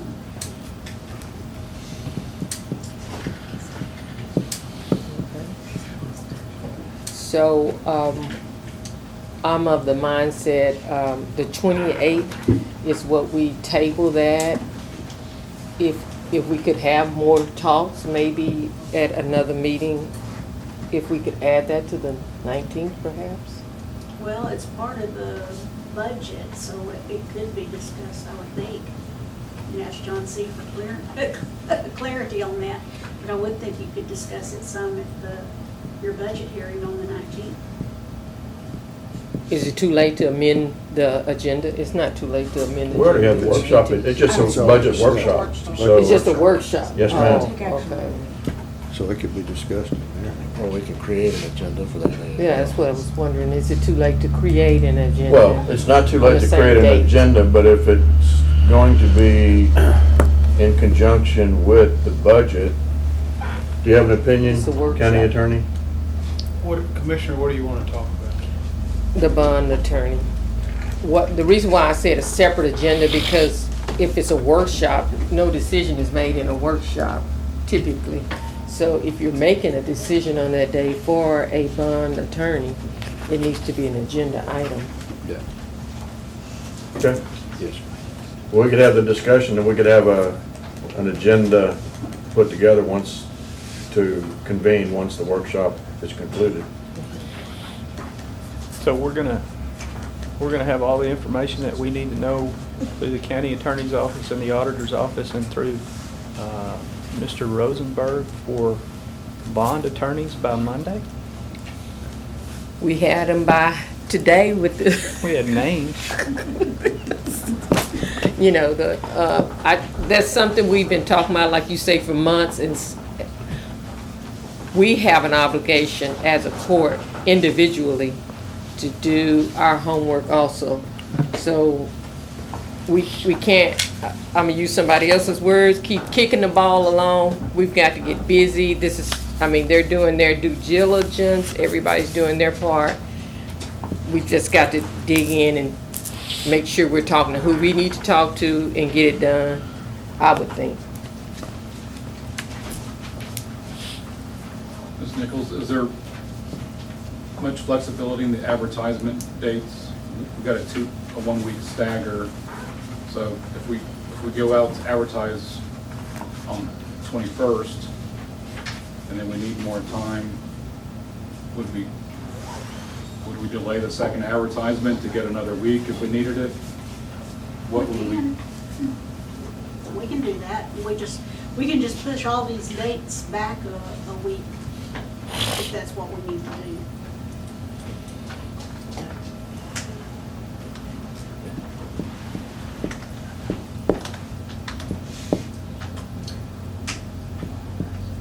I will call Ben Rosenberg when we get done, whenever we get done today. Okay.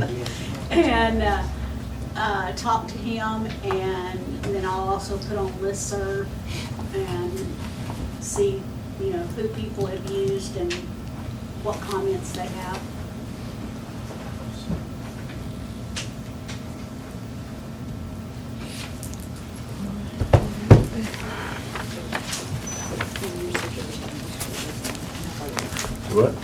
Circulation. Oh, thanks. Thanks.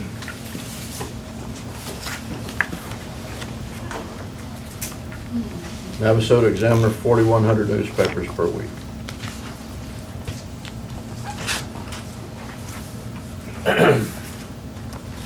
Anything else on the update? No, sir, sorry if I took too much time.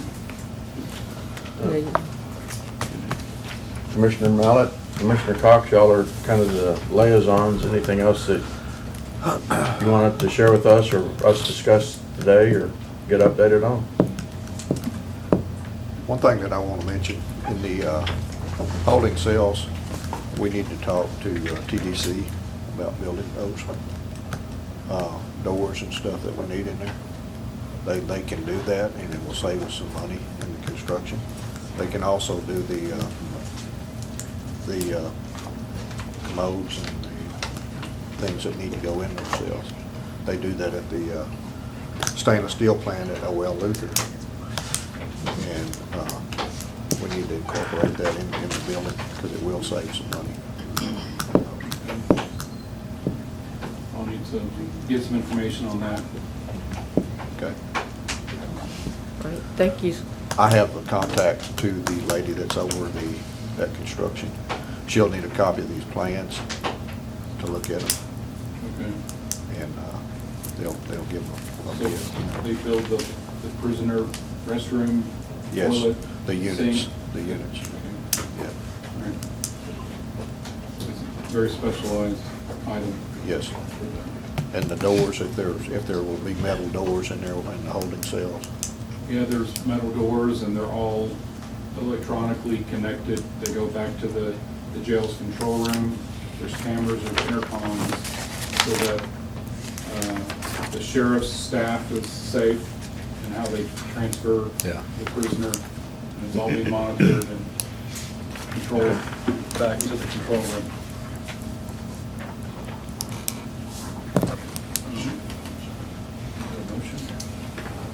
Well, that's it. Well, there's no motion on the update. Thank you there. Now, the next item is consider and take action. Agenda item number 20, consider and take action to approve advertisement for bids on new Justice Center.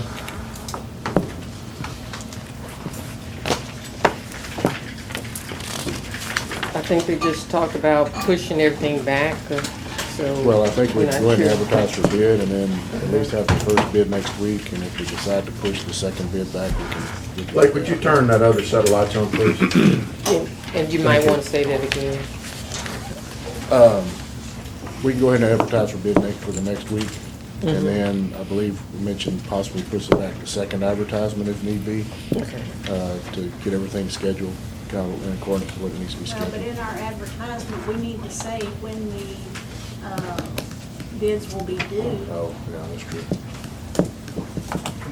You can always do Well, an I think addendum. what we can do is put the bid, I don't want to delay it another week if we can. I mean, or do we want to go ahead and push the first advertisement on the 28th and move the bid date back a week? That's y'all's decision, not mine.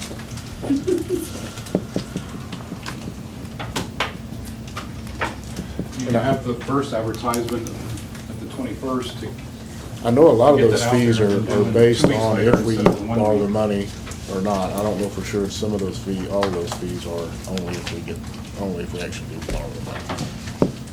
I know the financial consultant, he only gets paid if we borrow money. If we don't borrow money,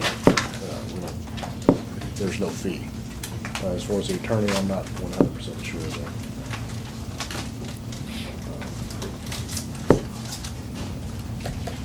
So are you comfortable with pushing the first newspaper ad to the 28th? So moving everything back a week. Comfortable with that as well? Well, I think you could go ahead and keep the current 21st date with a 2-week stagger so that then you push everything back a week. So the bid- you've got 2 okay, weeks so the between bid your opening- advertisement. Okay. That way you're out to the community ahead of time, advance notice, you just get more participation, more interest. Okay. Okay. Yeah, 2 weeks. So in between the first newspaper ad, number 1, we'll go 2 weeks in between there for the second newspaper ad. Is that what I'm hearing with the Yeah. discussion? So we can advertise the proposed schedule in the first advertisement and just stagger everything one extra week. So the date of that next one would be the 4th? September the 4th? And the fourth and pre-bid would be September 18th. And that bid submission would be October 10th. Correct. October 10th?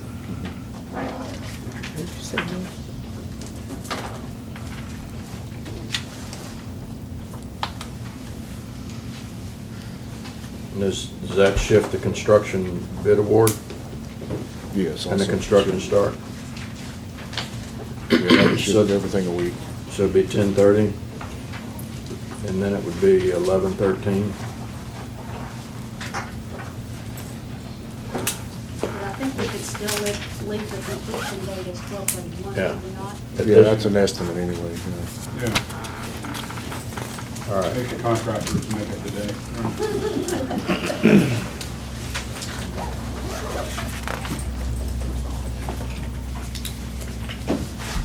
Do either one of the building commissioners, building committee commissioners want to make a motion on agenda item number 20? I move to approve advertisement for bids for the new Justice Center beginning 8/21 and second advertisement for 9/4/2019.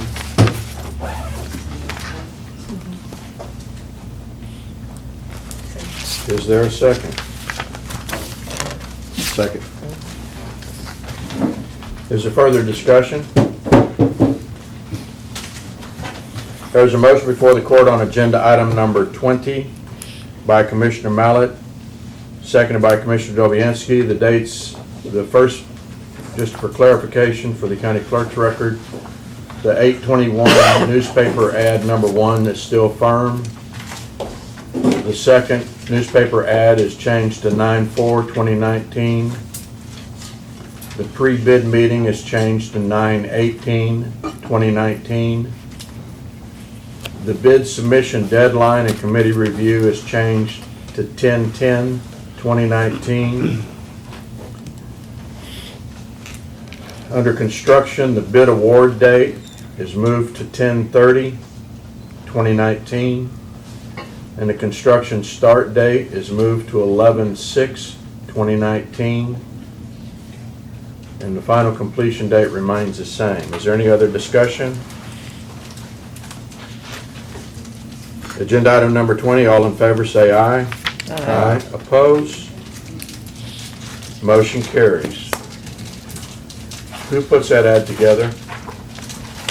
We will, the auditor's office along with Michael. Thank you.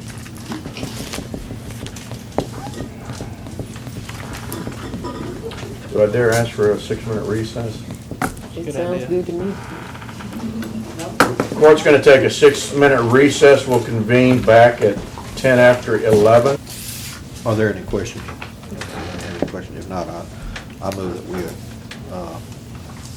approve the line installation permit to fiber line on County Road 302 and authorize the county judge's signatory. Second. There's a motion before the court on agenda item number 21 by Commissioner Dobianski, seconded by Commissioner Cox. Is there any further discussion? Hearing none, all in favor say aye. Aye. Opposed? Motion carries.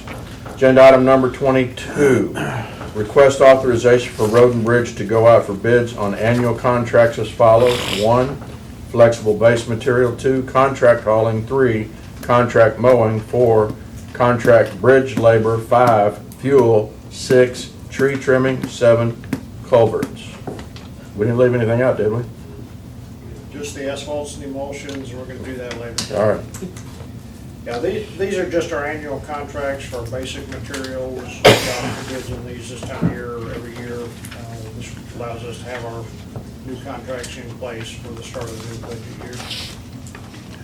If there's no further discussion, I'd like to make a motion that we authorize Road and Bridge to go out for bids for annual contract as follows. Flex base material, contract hauling, contract mowing, contract bridge labor, fuel, tree trimming, and culverts. Second. I do have a question. Do you anticipate all these pretty much falling in line with what you've already submitted in your budget? Yes, sir. Okay. I mean, again, you don't know what the bids are gonna come in Right. at, but we're not anticipating any major changes. Some of the items are very hard even for the vendors to estimate, fuel, for example. Sure. Okay. Any further questions or comments?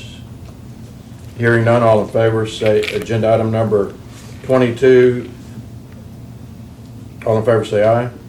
Aye. Opposed? Motion carries. Agenda item 23, consideration and possible approval of an electric line installation permit for Mid-South Energy on County Road 227 East, and authorize the county judge as signatory, number 23 on the attachments. This is a electric line installation permit. It's actually an overhead line that's just a crossing of County Road 227. A short stretch of, looks like only one pole additional is being added. So, pretty routine electric installation. We're recommending approval.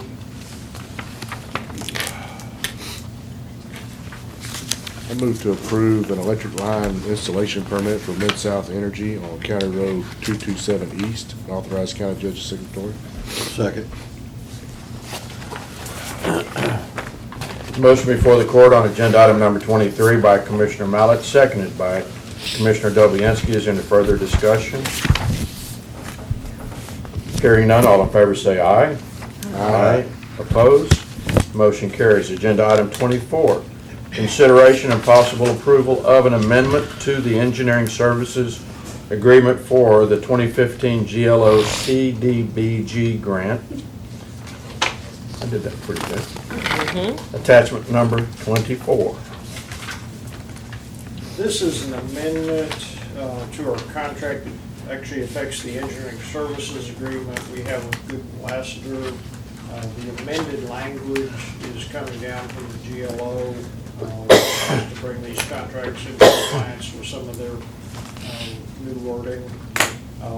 The only significant part of the amendment is that the current contract provides that if we terminate the agreement, the consultant gets their expenses to date plus a 10% allowance for profit and overhead costs. That 10% allowance is being eliminated from the contract language, so if we were to terminate them, we only pay them for their expenses to date, not any allowance for profit and overhead. As I said, it's language that was promulgated by the GLO. I don't think we have a whole lot of choice in it. Yeah. Be nice and play. Judge, I'll make a motion to approve the amendment to the engineering services agreement for the 2015 GLO CDBG grant. Second. There's a motion before the court on agenda item number 24 by Commissioner Cox, seconded by Commissioner Walker. All in favor. Is there any further discussion? Would anybody like to repeat the? No, thank you. Okay. All in favor say aye. Aye. Opposed? Road and bridge report. Crews are busy. We're in the process of preparing roads in 2 areas of the county for our contractor that's coming in to start chip sealing. Cornerstone will be starting next week. They're going to do the Harrison Bracewell area, that subdivision, and County Road 403 and 404. We've spent most of the last 2 weeks getting those roads repaired and ready for them. Our crews will go back to their chip sealing work next week. We're going to move back over to finish up 410 and do 446 and continue on with our other roads. Elsewhere, I'll make it short because of time. We find, as you recall, back in the winter, we were notified that we were going to receive a grant from the GLO related to the 2016 floods. We finally got the contract for that last week. Judge Faust signed it. So we have a $2 million grant from GLO that's coming our way. Kickoff meeting will be scheduled for next week. So we'll get started on that. And that contract is for a 2-year term. Affects several different areas of the county, primarily the Blackberry community, 207, 206, 206A, that area. But there are several other associated projects in other portions of the county. So we're excited to get the grant. We'll have to be even more careful about keeping track of which grant we're talking about Sure. in the future. So I'm glad to see that. Elsewhere, advertising for the sale of the property on 2445 is ongoing. We've had a number of inquiries. I think we're going to get a pretty good response on that when we open bids here in a few weeks. Excellent. That's on the 8th? You're going to open those on the 18th? To the 18th. Where are you going to do that at? Here. Here in the Commissioner's Court, okay. 18th of September. Right, okay. Yeah, because the 18th of August will be a Sunday, not appropriate, okay. Not totally appropriate. Are you keeping the crews hydrated? We're trying. Unfortunately, we have a number of folks out, particularly right now, but not because of dehydration. Okay, well, we need to force them to drink their liquids, because those that are here, we need them. The smart ones all scheduled their surgeries for the heat of the summer. So I won't ask you how the overtime's working on the extra crew. We've actually been burning quite a bit of overtime. A lot of it has been on the paving work more than the drainage because of the need to stay ahead of that contractor. Right, okay. So we are utilizing that money. Very good. Any other questions for our road and bridge engineer, or any comments? Mr. Walker, thank you. We'll now go to agenda item number 25, County Attorney John C. Foltz, consider and take action on lease agreement with Navasota Livestock Auction Company for fairground sign. See attachment number 25. As presented. I like the day when that used to be okay. I like that guy. Mr. Krieger is here if you have any questions for him. I assume that all of you know where this fairground sign is. It's located on the premises of the auction barn, and Mr. Godot has agreed to allow the sign to remain.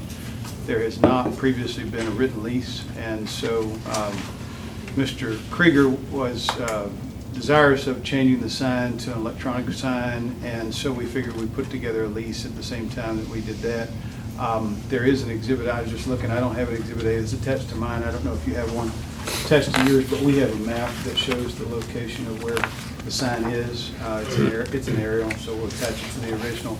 But you can see the terms, it's 10 years and $300 a year, and there's opportunity, and you'll see in one of the last paragraphs, it allows the county the unilateral option to extend for up to 3 10-year periods beyond this. Generous lease, just confirming where we already are. But I would say to you, Mr. Krieger was reminding me before, or during the recess, that there were several entities who originally contributed to the payment of the note for the facilities out there, and as part of that agreement, those entities got to use the facilities at certain times of the year. That note has now been extinguished, and so the question then arises, do they get to continue to use the facility the way that they have before? The Go Texan Committee has contributed, or did contribute the money to pay for the new sign. And as a result, they're going to be coming back with an agreement that I'm going to draft, asking you all to permit them to have the same use that they've had to this point for X number of years. I don't remember what that is. There are also a couple of other entities that are going to contribute in kind. I think one may be a well, maybe some dollars towards some improvement to the parking lot, maybe some other things. Anyway, you may see 2 or 3 agreements that will come before you based upon in-kind contributions and a request that those entities continue to get the use of the facilities. Randy, do we need to have extra insurance for that sign? Or is that something that's, Mary or John, is that already covered under the county's? It's a good question. I mean, the sign hadn't got The old sign hit. was on the policy, but Sir? yes, the old sign, I think, was on the policy, but it probably needs to be upgraded because of the cost of it. And all we did was, we just took out the middle of the old sign where we used to slide letters in and put the electronic LED stuff in there. Yeah, and that kept us in compliance with the signage out of Navasota. Correct. But, I mean, it's a great sign, and I can see somebody mesmerized, the next thing you know, driving right into it. But, well, I really can't see that, but I can imagine that. So, With its close proximity to the auction barn, it could be hit by one of the trucks coming in Right. and out of there or whatever, so it probably does just need to be added to the insurance. And I can give you the value of it, what it's worth. thank you. And nice job on that, Commissioner Cox. And again, I'd like, you, John C. mentioned, but I'd like to recognize the Go Texan Committee for paying for that sign. It was their expense and they did that. It's a good improvement. Thank you.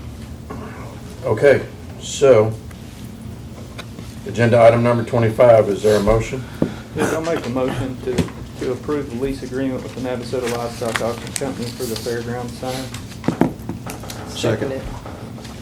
Commissioner Dobianski got that one. That's okay. There's a motion before the court on agenda item number 25 by Commissioner Cox, seconded by Commissioner Dobianski. Is there any further discussion? Hearing none, all in favor say aye. Aye. Opposed? Motion carries.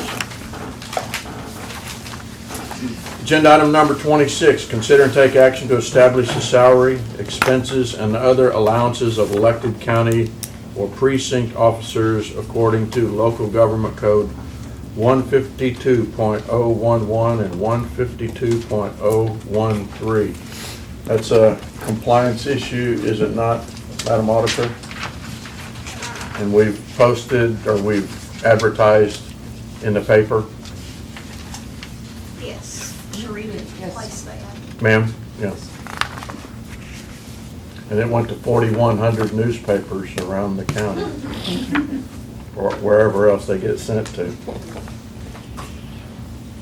I don't mean to make a suggestion, but I'm assuming that no one asked for a hearing before the Salary Agreements Committee.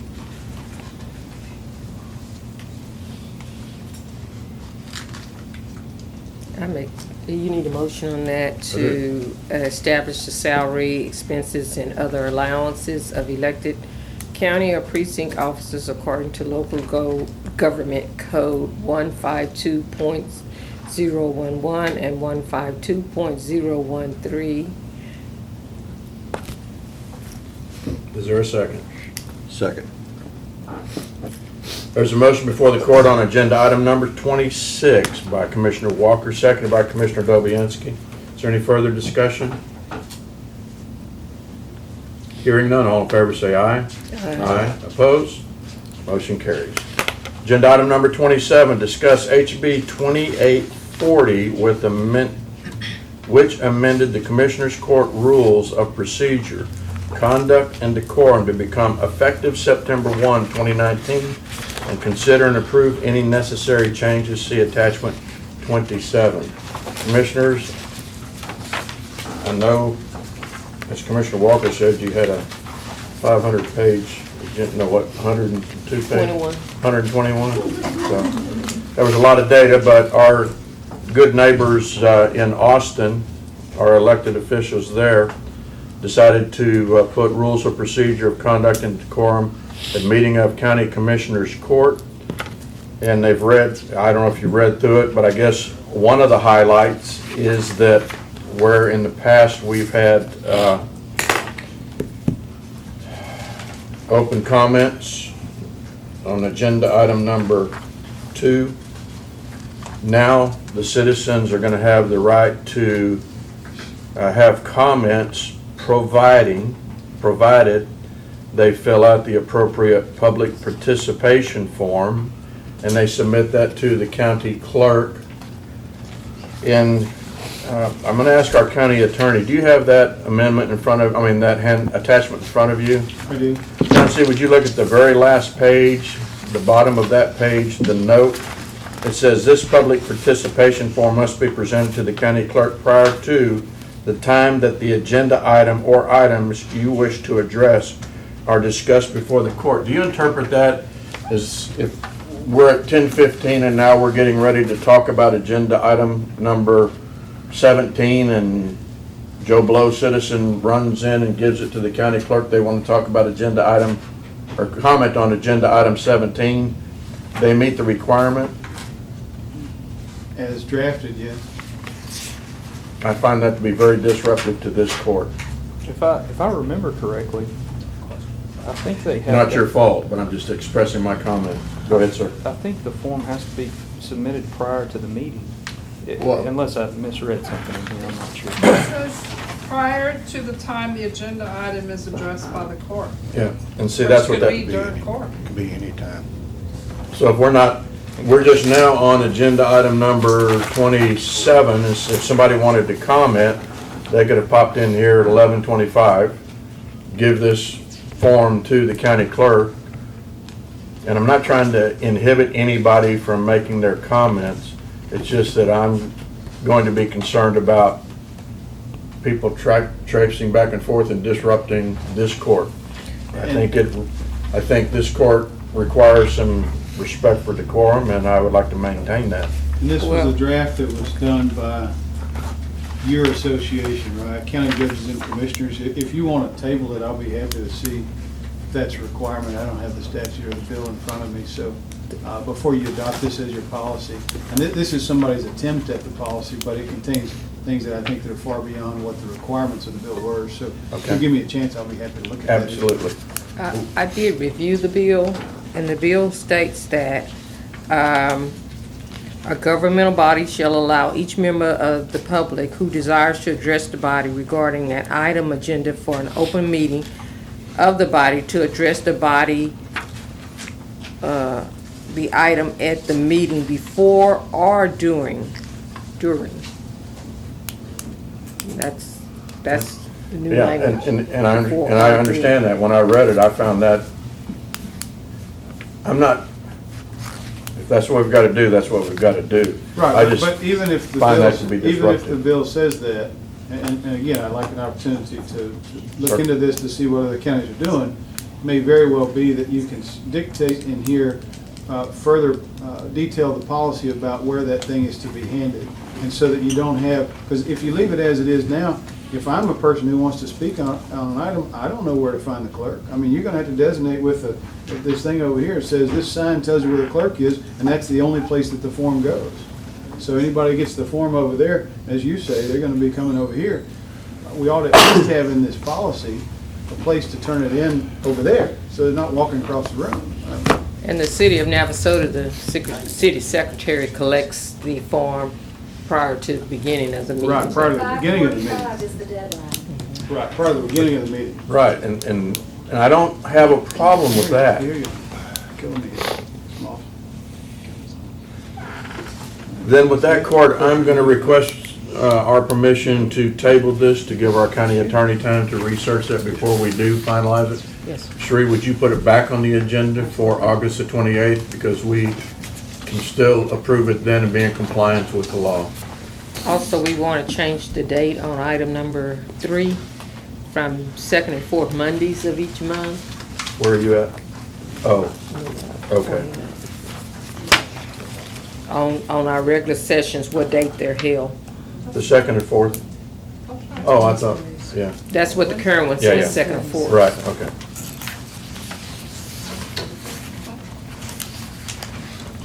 All right, back on the agenda, item number 28, revise, discuss, and take action on contract for funding for firefighter services for Grimes County Volunteer Fire Departments. I'm a firm believer, if it ain't broke, don't fix it. But commissioners, I have some concerns about our volunteer fire departments. And I'd like to go through my basic list of concerns, and then I'd like to open it up for conversation. And this is my perspective. I'm not pleased with the volunteer fire department compliance in the areas of reporting mileage that their vehicles travel and the hours that their vehicles are in operation. I'm not pleased with the reporting of the training records. I'm not pleased with the reporting of their IRS filings. I believe some of the volunteer fire departments to be in compliance, some to be out of compliance, and some not meeting the federal requirements of what they need to do for 501c3 organizations. I have concerns with the boundary disputes between volunteer fire department chiefs that they might have with 911 dispatch. I've had some conversation in the sheriff's office where dispatch has had complaints from chiefs or fire department personnel calling in during an emergency and disputing, why did you tone that department out? Why didn't you tone us out? And there's been a little bit of argument on the phone during these emergencies. That's certainly not the time to have that dispute. I have some concerns, kind of back up to the top, where we as a court have agreed to and have budgeted an amount of $32,500 per volunteer fire department to help supplement their expenses. Along with that, we have been paying mileage as they report to us and hours that their vehicles are in operation as they report to us. Along with that, I have some concerns as to I'm not a fire chief. I was a fire protection specialist in the Air Force, which is a whole different situation, but we did fires and crash fires. I was a volunteer fireman for a couple of years when I lived in Channelview.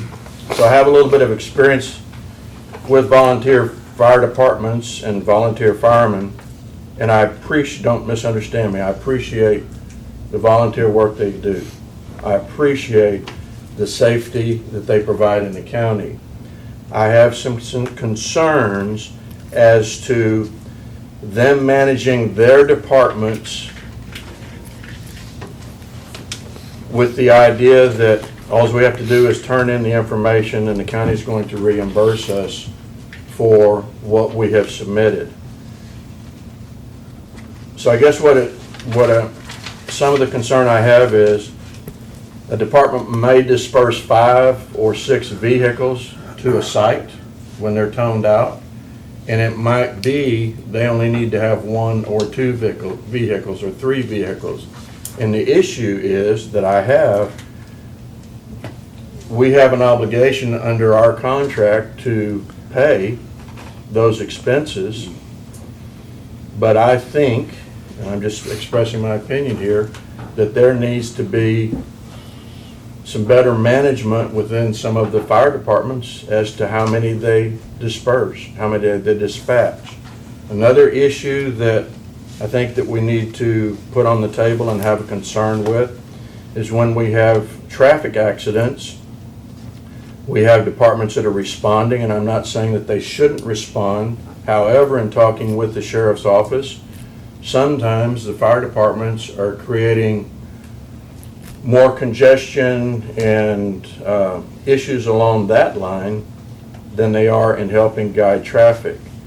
The other thing I think that we need to be aware of is that some of our departments have an extrication certificate because those departments have gone through the training, whatever the requirements are, and they can help to extract victims from auto accidents. But we have some departments that don't have that certification, or if they do, it hasn't been presented to the fire department's organization, and that organization has not submitted it to the court if they need to. So I'm just concerned that we as the courts, since we have oversight of the volunteer fire departments, they have an organization. All of these people are doing this on a voluntary basis. I get that. I get that 100%. But I don't feel that they're managing their business to the level we need them to manage in order for us to be in compliance with the laws and the regulations that we need to adhere to, because we have, and correct me if I'm wrong, auditors, we have a responsibility to make sure that these volunteer fire departments are in compliance with reporting finances and things of that sort to the federal government. And we, as a county, cannot distribute funds to organizations that aren't in compliance, because then we're in violation of bad management of taxpayers' dollars. So we need to have some discussion on this, and I know that fire departments have requested additional funding this year, taking the amount from $32,500 to a number of $40,000.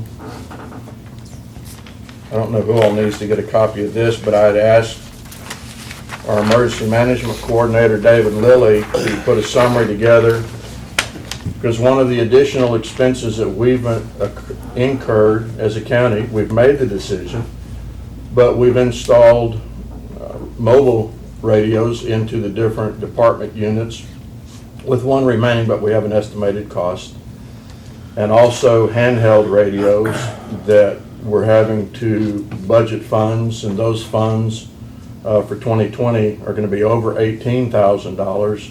This year, with the cost and installation, we've already spent almost $31,000. So I'm of the opinion that we do not renew the contract with the Volunteer Fire Department's organization, that we as a county take oversight of the VFDs, not operate the VFDs, but let them have their chiefs, let them have their organizations. And we as a county have an individual, I'll use the term fire marshal. We as a county have someone that monitors the activities of the fire departments to make sure that their training records are in order, that their financial records are audited, the ones that we have the responsibility to audit, and that's the $32,500. I am also of the opinion, and I haven't been able to talk to any of y'all about that, but I'm doing it now. I'm of the opinion that if a fire department has an extrication certificate, they've met those qualifications, then I think it would be reasonable for us to consider some type of an additional stipend for that department. The number that comes to my mind is $2,500. That would take those departments to $35,000, leaving the other departments at $32,500. This is certainly open for discussion, but I am open to the idea of no longer, as a current county, paying for mileage and hours to the departments. And one of the reasons for that is I don't know that the accounting that has been submitted to the auditors for reimbursement is true and correct. I also believe that if we do away with this boundary business and we let dispatch, based on a residential map or business map, make the call of who gets toned out versus having boundaries drawn within the county, I think it might eliminate some of the dispute between departments of, hey, that's my fire, no, that's my fire, no, that's my fire, and so forth. I'm not taking comments from the audience at this time. So commissioners, I'm dumping a lot on you, but we're in the middle of we have a preliminary budget submitted, and in that preliminary budget, we have budgeted $32,500 for each department. We have budgeted, on the basis of last year's numbers, continuing to pay the mileage and the hourly rate. So we have the money in the preliminary budget, but after going through the process, I'm not real comfortable with that at this point. Is it my understanding, Mr. Fultz, that we have an agreement with the Fire Association? So what is it called? Am I saying it right? What is You're it? right, it's called the association, and you'll recall, and maybe this is more than you're asking, but there's statutory authority that allows the county to discharge or to provide fire protection through the use of volunteer fire departments. There's a requirement that there be a contract. There was a discovery years ago that there was not a written contract that existed. We found one that was many years old, but there wasn't another contract with any of the other volunteer fire departments. At that point, the association got involved, was led by a couple of folks who seemed to be the mouthpiece for the volunteer fire departments, who helped us work out an agreement. You all, I'm sure, know the benefit of having one voice versus 9 different voices, and the association was certainly helpful in getting that drafted. There was an assertion by the association early on that the agreement with the county just needed to be with the association. Well, there's not statutory authority for that, and so it's supposed to be with the VFDs. I didn't see anything wrong with making it a 3-party contract where the association signed off and the volunteer fire department signed off and the county signed off. That's how our contract at this point is structured, and it requires each of the volunteer fire departments to meet the requirements of the association. We haven't, or the court hasn't always been privy to all of the requirements of the association, but knew that each of the VFDs had to comply with the requirements of the association. If there's some concern about what the association is doing to monitor or to enforce those requirements, then certainly that begs the question of, should the association be in between the 2 parties here, the VFDs and the county? That was my question, because some of the concerns you have, and we all have some of the same concerns, that was, according to that contract, their responsibility. So are we talking about reviewing that contract, eliminating that contract? I mean... And it's a yearly contract, so it'll be up after a year. And every year has been subject to, do we sign a new contract or not? Do the parties remain the same? What are the other terms? So we're coming to the end of those contracts, and so I think, as I understand it, the question is, what do we do for the new contracts? Now, if there were a question of terminating the old, we've had the conversation before many times. It's a general premise in the law that if a party breaches a contract, the other party is then excused from performance. So if you were thinking, hey, are we getting out of these contracts, there would be, based upon what the issues the judge has raised, would be an argument that you could terminate the existing contract. But I don't believe that that is the suggestion that's being made. I thought it was about the contracts to be signed in the future, or the contracts for the next budget year. My idea is to not renew the county's contract with the volunteer organization, and then we negotiate contracts with each individual fire department. So you're saying you're not going to, if some of these responsibilities have been upon the association to implement them, and that contract, you said, is also along with the fire department contract, is coming up for renewal or termination. I'm just saying, some of this stuff that you're talking about was overseen by that contract. So you're saying that contract, you wouldn't want to renew that contract? That's correct. Okay. Not with the association. Okay, I'm just trying to see what all you're thinking in your head, so that I'm you're right, because correcting. because we're not allowed to talk about it until we get here, and I know I'm throwing a lot on you, and I've had time to think about it, and I'm very concerned about it, because I do recognize the service that these departments provide the citizens of this county. But I also recognize that we have a responsibility to manage the taxpayer dollars that we're in charge of taking care of. Well, I know that training has been one of their oversight, if I'm correct. You're here. Aren't you part of the association? You're the chief court. Chief Court's here, Cassandra's here from Todd Mission, And so. Sharon from Shiro. And so all of, like, the training, that goes to the association to confirm whether or not it's been done. Is that correctly? No. Who does that? We do it on our own. You do it on your We own? do in-house training, we go out for training. And who confirms the training? When you get a certificate saying you completed that training. Okay, so without having the contract in front of me, I'm just trying to understand what all was in the contract, because I'm sorry, I forgot that. We keep a part. personal file of each fireman with all their trainings in that file at the fire station. So what is the association, what are they overseeing for you all? General business. General business such Brings as? everybody, brings all the chiefs together so we can talk about new ideas or new whatever may come about through the year. So none of these reports have to go to that association? I'm not sure, I cannot answer on that. I'm not sure about that. Is it any way, can I ask for that agreement? Can we ask Ms. Lisa to bring that agreement? I just want to see what we had the Nope, that's fine. association doing. If It just, I've had my hands on some training records that there's no way those training records could be true and correct.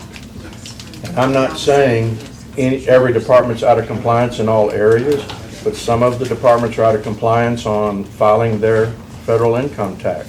Some are using the short form, the postcard, but that's limited to 50,000 or less. And I can tell you that what we've paid with our 32,500 and what we've paid in mileage and hours, they're over 50,000 and they're filing on the card.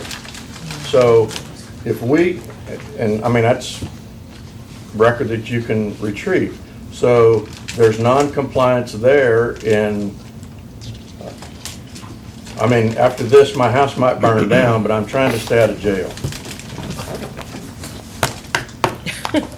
You didn't say what I said. No, you heard me. I was in between, okay. On the recitals, it said one of the recitals that the 8 departments were that the association, the purpose of the association is to act as the central point of contact between the county and the departments, and to assist in training and certification of department members, to ensure correct submission of necessary information regarding all calls for service made by the department, and act as a point of coordination for all requirements for the departments contained in this document.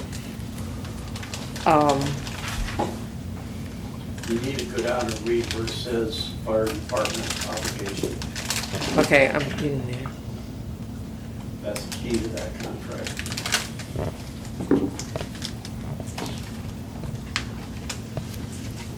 I think with the service that they provide, we need to give them the resources they need, but if there's some sort of supervision on that, that needs to be, that's not being done by the association. Well, Commissioner, I'm not. I don't have the expertise to try to make sure that's. And I don't want to be argumentative to your comments, because I totally agree. But one of the issues that we deal with as a county, and maybe not in the court setting, but one of the issues that we deal with, there's a lot of headbutting between departments. And the reason there's headbutting between departments is because of boundary lines, that how they were drawn, how they were negotiated, I don't have the history on that. So if a fire happens in this area, that's one department. If a fire happens in this area, that's another department. Well, I have environmental putting together a population map for us to show residents and businesses, and, I would believe, and I could be wrong because I've been wrong before, but I would believe that dispatch would be in a better position of saying, the fire's here, The closest department to there is Shiro. We're gonna dispatch them. Well, the lines, I feel the same, pretty much the same. If there are lines which would help with the amount, they need to be based on response times, not necessarily. Well, that's what I'm thinking, have a, Yeah. and I know road conditions and road accessibility and things like that, and it's not all population. I mean, one of the things we're noted for are grass fires and forest fires. And when they get out of hand, then they cause us issues. I mean, I will tell you, commissioners, this is a very difficult discussion for me to bring up and have with you folks, because again, our volunteer fire departments are just that. They're volunteer. And I get that, and I understand that. But as overseers of the business of the county, I think we need to really take a hard look and make sure that we're spending the taxpayer dollars in the way we should. One of the things on the call-outs, I personally had a situation, this has been many years ago, where I had a fire at my shop, and Plantersville actually got there before Anderson did. And I think if, Anderson has been kind of short of members, if they don't have anybody available, then whatever unit can get there should be the one that come to the fire. I don't disagree with that. And with the boundaries, we shouldn't have this infighting about who got there first. I feel like, We do. And And the reason we do have that infighting, Commissioner, is because that should have been our fire. We get to charge for that fire. So, Well, the question was asked what the purpose of the association is, and the chief replied, general business. And if we take that alone, the association itself is failing because there's not, the IRS information itself is not being presented properly to the federal government, which puts us in jeopardy because we don't know, where the money we're given, how that's classified. And I'm new to the fire department funding arena, but I don't really understand why the volunteer fire departments aren't required and funded based like every other department in the county is, based on their needs and their skill levels. They all receive the same thing. And clearly, as you've pointed out, they're not all skilled to the same level. So you brought up the issue of expiration of the contract with the association and having discussions with each individual department to determine what their potential funding requirements might be, and I don't have any problem with that. I'm not saying we cut any funding, but I'm not saying that we just blanket give everybody the same thing and move on down the road, because that's not the right thing to do either. well, and just another kind of thorn in my side is we had a pipeline company that came in the first of the year and made me aware that they were going to put a pipeline through our county. And they said, oh, by the way, one of the things that we provide is we have a $1 million grant that we provide to first responders. And all they have to do is fill out this form. Now it's more than one page, but you don't need a PhD to fill it out. And if you fill out this grant, you can be entitled to anywhere from $2,500 to $10,000 in grant money out of this dedicated $1 million fund. The pipeline company came back to me last 2 weeks ago and said, I've got some bad news. She said, we've rerouted, we're not coming through your county. And I said, well, that's a shame. And then I said, what about that grant money? And she goes, that's still in place. We obligated that up front, so we're still living by that $1 million grant. And I said, can you tell me how many of our departments within Grimes County have submitted that grant form. We have what, 9? 8? How many fire departments do we have? 8 plus Navasota. 8 plus Navasota. So we got 8 volunteers in Navasota. One volunteer fire department submitted a $5,000 grant. Thank you, Todd Mission.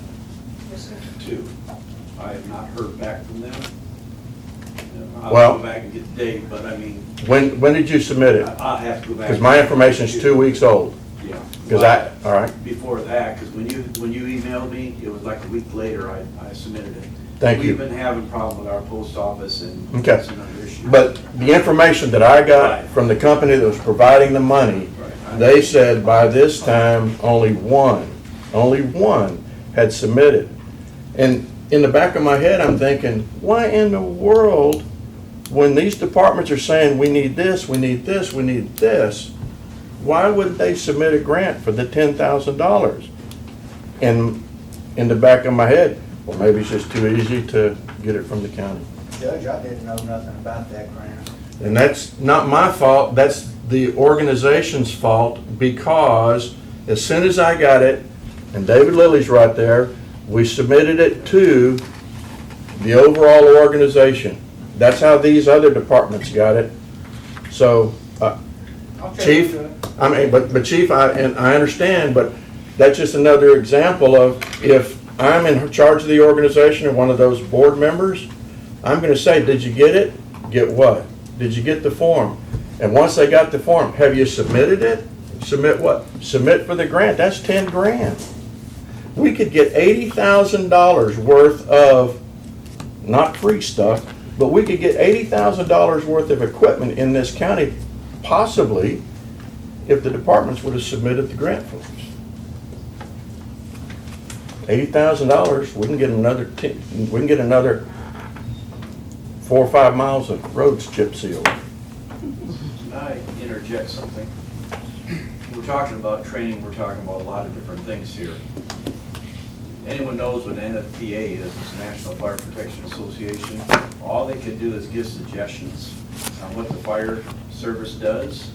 They have no power. That's Grimes County Fire Association, we have no power. We do SOPs, we do bylaws, we hand them off to all the fire departments, chief signs off on them. If they're in breach of it, what are you gonna do to me? We have no power. I understand. We can't, you can't say, well, if you don't do this. But Chief, if we have a fire marshal that's an employee in Grimes County, and I say, fire marshal, go get the training records from Shiro, and make sure they're in compliance in the next 60 days. And if he can't do that, or he brings us information, then one, maybe we cut the funding to the Shiro department because they're in non-compliance, but we're also giving somebody that we have authority over. Correct. You don't get it done, we're gonna cut your funding. Right. And I'm talking about the fire chief, or the fire marshal. Yeah, and go ahead. Well, it goes back to what you just said, and that's very simple. The association, from what you just said, really doesn't have any need to exist, because apparently there's agreements, but there's no enforcement by the association. And then why should the county have to pay for that when we made a good faith agreement and said, hey, we'll give you this much for these services, but in the end they may or may not be happening? We shouldn't have to pay for that. And I mean, I see it as each individual department is responsible for each individual department, not the association being responsible for all of the departments and holding some hostage because they're not doing something and rewarding others. So, I mean. Well, there had the checks and balances, and where we're at right now is there's no checks and balances on the Grimes County Fire Association side or the county side, because you all are not privy to what all the regulations are and what we should have as far as training. the judge says, hey, you know, some of the training that was turned in is bogus, then it could be. But if it comes from an organized training facility like TEACS or SFFMA, it's kind of hard to, you know, fudge that document because the hours are there and it's turned in as, and they have record of it too. So, I mean, there's a lot of questions that, just in my mind, the association and the agreement with the county is not working for the county and it's not working for the fire departments. That's I don't have any problem, as I said before, letting that agreement expire and having discussions with each individual fire department.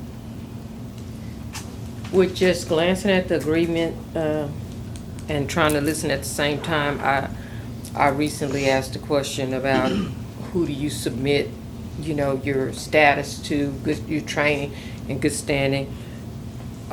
In reading that, you said look under the VFW obligations. Some of those were to go to the county.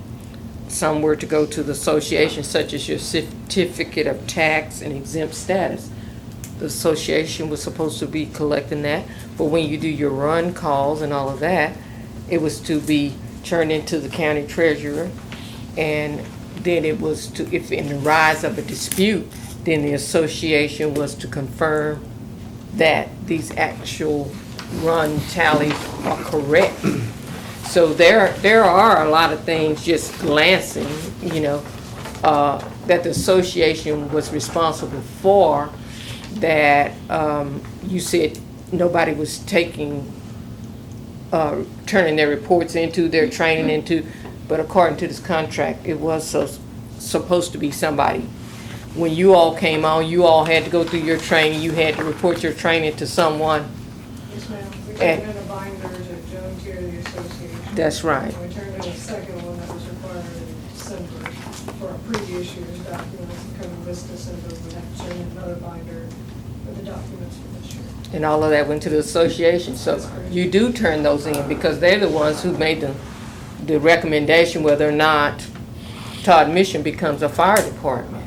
So I understand what we're discussing here, and it's vital. It's time for us to discuss some of these things. I agree totally with that, but I don't know if not your representatives, are y'all all, but the president is not here, right? President. So we're just now receiving this information, and I'm hearing the concerns, and many of the concerns are the concerns we all have about this. The IRS was something that just recently came to light. The boundary disputes, we've kind of heard that one time and time again in some of the meetings we had. And with the growing reimbursement budget that we've had over the years, it really is time. I agree with you, Judge, to look at the reimbursement processes. And many times we thought we had checks and balances in that, and in many of our policies and procedures as to, like a structure fire, you send this many mutual aid, and you send this truck or this truck. But I think some of those rules may have got muddled or overlooked, or so is this the time? This is a huge discussion, I think. And I think it's very important to have as many of the departments here as possible. But you've given us meat to chew on, because I really would. Well, I've been choking on it a couple of weeks. But. Yes, but I didn't get the agenda till Friday. Well, no, and I get that, but because of what we can talk about and what we can't talk about, I could talk to one of you, but that's the extent of my conversation. So right, and this is the time that I thought best to bring it out, or yes, legally right to bring it out. So. And it gives us an opportunity to investigate what you're talking about and understand what you're talking about. Because even when we did the radio thing, to me that was a benefit, not only to communications, it's a benefit to the citizens, but it was and our fire departments, right, you know, because then we took on the continued cost of the annual agreements and the monthly charges for 87 radios that we didn't budget for. We didn't know that were happening. So that's a benefit, not only to us as in terms of communication, but to the fire departments.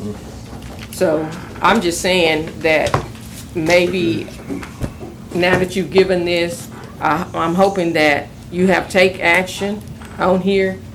Is this the time to take action on any of this without thoroughly looking at the contract and having those people in the room? Well, Commissioner, I truly appreciate what you say and how you framed it just then. And I've certainly had more time to think about this and get research information and try to figure out what's the best way to bring this. Because we're in the middle, I say the middle, we're in the last 10% of our budget process. And we do have the money budgeted to continue like we've been doing. I just have real reservations that we're not living up to our responsibilities if we leave things like they are. That's not fair to the citizens, and that's not right. And I'm not up for re-election for a good long time, and I'm not even considering it. I'm not Sam Houston, but Sam Houston said, do what's right, suffer the consequences. I believe that. And we need to, as a court, we need to do what's right, and we need to suffer the consequences, because the volunteer fire departments in many of our communities is not only a volunteer fire department, it's a social gathering, it's a social activity, and people look forward to the annual picnics and the fundraisers, and I get that, I understand it. But at the end of the day, what is the best that we can do for our citizens, i.e. the taxpayers? So with that conversation, I hear you saying, from what I'm looking at, I heard you say fire marshal. Okay. So this is my first time hearing. My idea on that. Yes. We have an emergency management coordinator, and he's been our subdivision coordinator. I've had the liberty to talk with Mr. Walker as my ideas are turning. I went and visited him and said, look, if we unload subdivision off of our emergency management coordinator, could you absorb that into your organization as is? And he didn't jump at the chance, but he said, yes, I can. So without us having to make budget adjustments or things of that sort, we can unload that duty and responsibility from our emergency management coordinator. David Lilly, who's that person, could then be deemed to be the county's fire marshal. I've asked for some training numbers or dollars of what training would cost, and the cost to get him some basic training as a fire marshal are terribly inexpensive. I've also asked, in the event we needed to do arson investigation and we're not qualified to do that, what are our resources? Well, we've got our sheriff's office that probably has some, but we also have the state fire marshal's office that would be our next go-to for assistance in that. So, my thought is, all right, we could, whether David likes the idea or not, he might turn his resignation in Monday. But okay, we got an emergency management coordinator, and from a standpoint, he's a very process-oriented person, working with our grants and things of that sort. And what I feel that the fire departments are lacking right now is process orientation, and he would be a good candidate to do that. And I do believe we could assign him that along with the emergency management coordinator. Also, he's an employee of the county, and we can fire him where we can't fire the association. Not our intent, David. But we then have the authority and the say-so to tell him what to do. So, again, commissioners, I know I'm throwing a lot out to you right now, and I've had time to think about it and anguish over it. But I wanted to get it out now before our budget's finalized. And it's not just a budget issue. I mean, there's some things that are not right. Well, Judge, I'll follow up with that. It's not a discussion that's meant to deprive the fire departments of anything per se, but it's a business discussion, as pointed out by the chiefs. And it's very difficult apparently for us to keep up with all the moving parts, and there's some question about all the moving parts. And you know, we may need somebody with a little more expertise or a little more. Or they have the time to dedicate to it, because again, we're dealing with volunteers. Well, we've talked about the association, we've talked about the fire marshal, and then you have your run costs, which is in a contract with the fire departments themselves. So, you know, you're talking a couple of different things here, and I'm just. Can I ask a question? Mm-hmm. On our run accounts, how much deviation has it from what you get from the dispatcher as far as? We get from dispatchers and compare, and then we'll call y'all, and Has usually. there been much deviation from it? Not very much. So what we get is, we get a run report, I get one every month, and whatever my runs are, I look at what they give us from dispatch. And if they say we were towing out at 8 o'clock and we went until 2 o'clock, that's what I charge. Okay. I don't charge over that. I charge the amount of vehicles we have, the hours we have, and the mileage from the station to the incident, and then maybe a little bit of driving around if it's a brush fire or something like that. But what she's saying is that there's not much deviation there. And I mean, there may be some fire departments that blow it up, I don't know. But that's a checks and balances there, and just think about that before you cut that fund. Because that, I mean, we really need that for our, not the maintenance, but our wear and tear and fuel and, you know, the apparatus. And it's not just the fuel of the apparatus, there's equipment on there that we've got to use that money for. Chief, and I hear you loud and clear. I really do. And maybe your department is run just according to the way everything needs to be run. And if that's the case, I appreciate it. But I will also say, there are many, many, many counties that pay nothing to volunteer fire departments. There are many, many counties that if they give some amount, it's not even close to what Grimes County disperses to the departments. You know, and one department, never mind.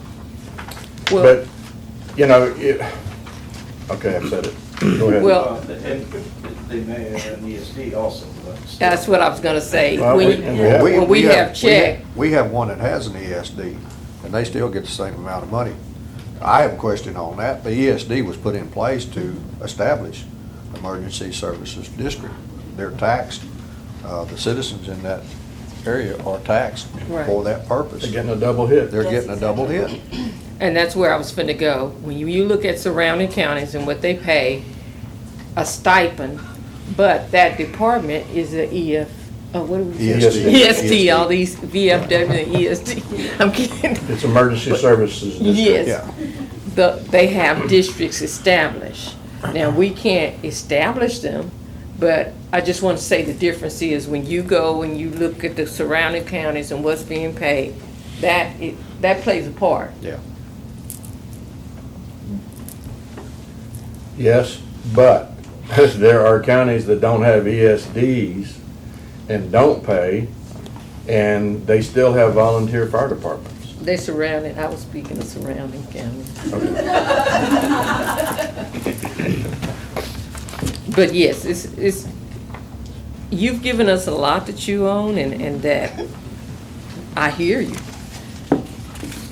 But are we making a decision today, or is this something for us to research? I would propose the decision that we make today is not to renew the Grimes County, not renew the contract with the organization, the Volunteer Fire Department organization, however it's titled.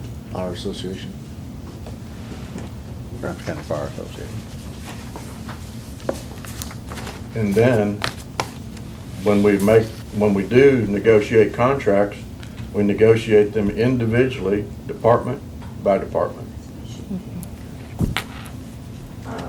Is that a motion, Judge? I'll make it in the form of a motion. The motion on agenda item number 28 is that Grimes County Commissioners Court not renew their annual contract with the Volunteer Fire Department's organization, so it would expire September 30th of 2019. In conjunction with that, any new contracts that are established with volunteer fire departments, it will be done on a department by department basis. Second.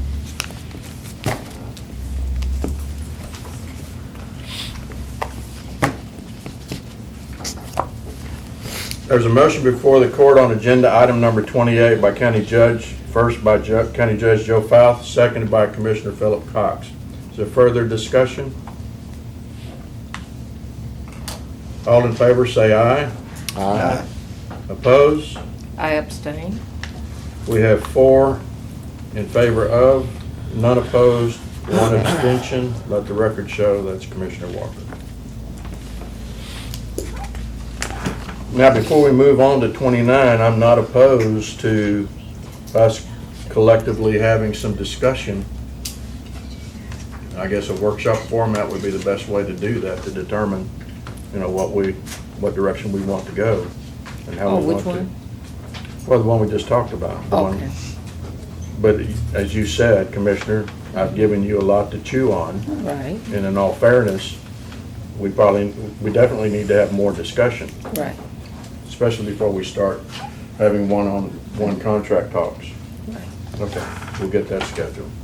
Agenda item number 29, discuss and approve a callback policy for Grimes County Employee Policy Manual, see attachment 29. That's under my name because I ran into a situation where I was magistrating over at the jail on a Saturday morning, and our normal interpreter was not available, or the dedicated interpreter, and the person that I had to magistrate, English was very, very thin. And by law, we need to make sure that they understand their rights and what they're charged with, and if they're going to get a bond, what that bond amount is. And as a result of that, an employee who works in the maintenance department of Grimes County, Lino Gallegos, I know that he had previously worked at TDC. I know that he is Hispanic by appearance. I know that he is also a certified translator. So I called him at his home. Hey, can you come to the jail? I need you to interpret for me. He obliged, and then he went back home. But in order to take care of our legal responsibilities as the county, I had to call an individual out of their normal work period. He had to grab his baby, take it to the babysitter. He had to then come to the jail. He had to go through the process with me. When we were done, then he had to go back to the babysitter, get his baby, and then come back home. Now, there was a period of time that he was engaged working with us, and I said, put 4 hours on your timesheet to be paid. And then we'll charge it to the sheriff's office, and we did. And I slept well that night. But in my previous life, we had what was called call-out pay. If you had a pipe break and you needed to get a plumber out, or you had electric, and you used your employees, this doesn't apply to contractors, but if you had to use your employees, when we have bad weather and we've got trees down in the road, the shift doesn't start till 7, but Harry Walker is getting calls at 2:30 in the morning, we have an obligation to compensate our employees for that time. Now, I don't know if the right answer is the actual hours worked, or a minimum of 2 hours, or a minimum of 4 hours. The world I came from, if you called somebody out, we paid them 4 hours. Even if all they had to do was to replace a breaker, they were there 3 minutes and got everything back, we paid them 4 hours. Well, this is not my previous life, but I do want us to be in a position that when we have a real need for an employee to provide a service and we call, I'd like them to say, yeah, okay, I'm gonna come on in. Harry Walker, I don't know, because what I have said for a policy before the attorneys get to muck it up, it just says callback pay. In the event an employee is called back to work outside of their normal scheduled work hours, they shall be paid a minimum of blank hours pay at their designated pay rate. And the blank, you know, is it 1 hour, is it 2 hours, is it actual hours work? What do you do, Harry? We get 2 hours for show-up time, basically. Okay, and y'all call it, is that what it is? Y'all call it show-up time? Okay. They don't have to lift a finger. If they show up, then it's held, doesn't say go back home and get paid 2 hours. Okay. So I just felt like it was the right thing for us to have something in our policy in that respect. And I'm not being selfish, but I know that in IT, we've had to call people out at kind of odd hours because something's wrong in the jail, and we need the jail needs to run. We need their expertise to get the system back up. I could see Randy's situation at the fairgrounds, you know, a situation come up with a client on a rental. So, you know, there are extenuating circumstances that we don't know about, and to put our treasurer's department at peace and to make sure that we're in compliance with across the county doing it equally, I think we need to have a show up policy or a call out policy or a call back policy. I have no pride in ownership of what it's called, but I do think we need to call it something and put it in the practice. Can I ask a question? Please. Chief, do y'all have something similar with your department? Or is it just overtime if they? Well, when, obviously when we call back people in, yes, we pay them for the hours they work and stuff. So obviously it dictates now. And I guess. But you don't call them in for 15 or 20 minutes, do you? Or do you? I know personally y'all get a bargain from me all the time. I get caught up and have to go there a lot. So it can be 10 minutes or not, but you know, I'm a non-exempt employee, so it's a little different. But I do want to, if we bring this up, you know, I am concerned because I have some supervisors that can field 30, 40 calls a weekend. And, you know, I know on weekends and my days off, I get 5, 10 calls, you know, that I'm having to answer all the time. Well, we can exclude the sheriff's office from this policy. We're okay to do that. I'm fine in it, but we just, you know, I don't think it would be fair to exclude one department when you're gonna do it for everybody else. You know, if you make it, then make it across the board. If my employees have to come out and work, they should be paid equivalent if any other department employees have to get called out too.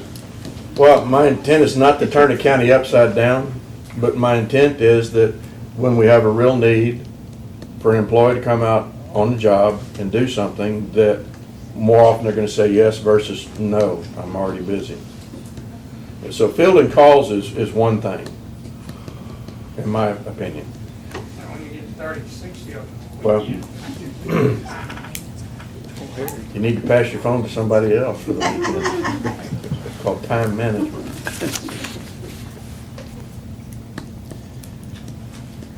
Is it treasurer's office? You handle payroll. Is it something that we need or not?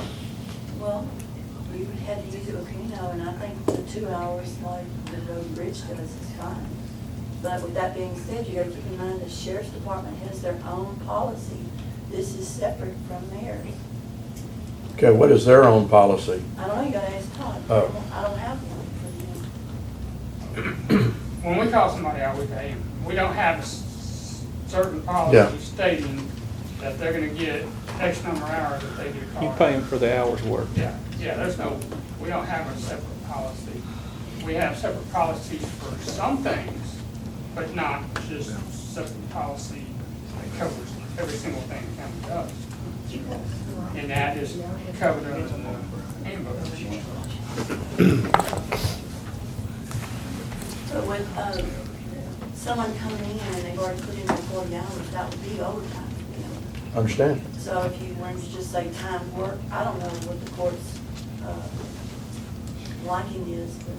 And also, where are you gonna budget that extra money? Well, I mean, it would go into where you have overtime in the accounts. Yeah, but not every department has overtime in their accounts. Well, these are people that are called in anyway, we probably have to pay them anyway, right? Yeah, and have to pay. So this would just be a minimum, it's just talking about a minimum call out, which would probably be like a 2-hour call out.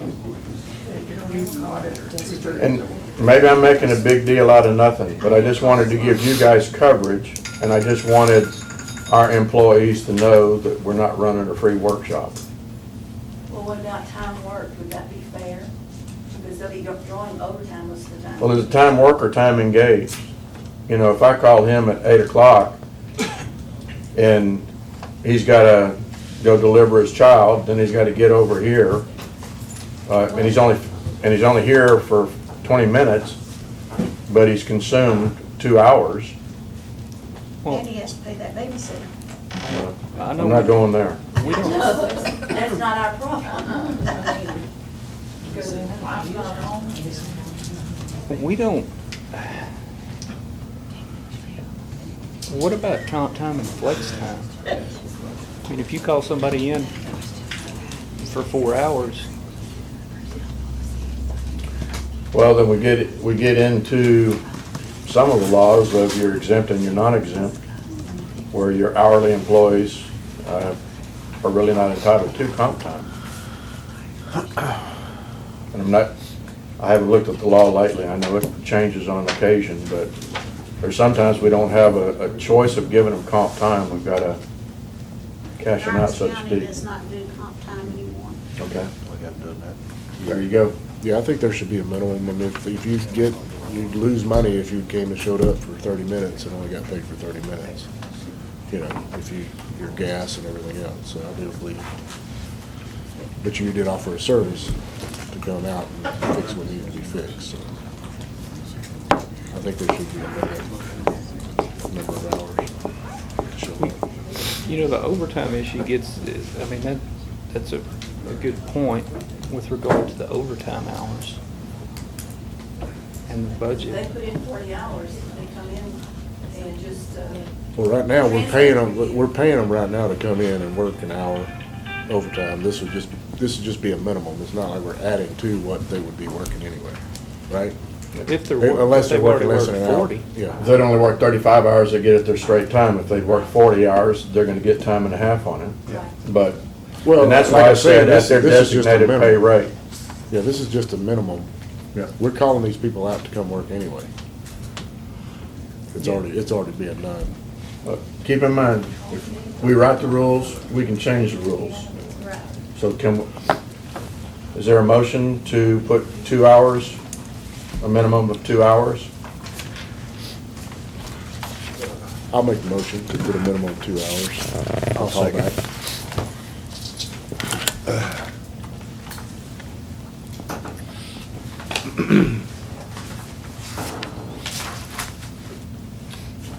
Good grief. Let's see. Okay, agenda item number 29, Commissioner Mallett. And seconded, was that you did? Yes.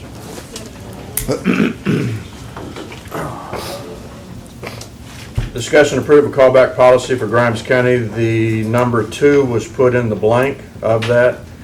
Is there further discussion? All in favor, say aye. Aye. Opposed?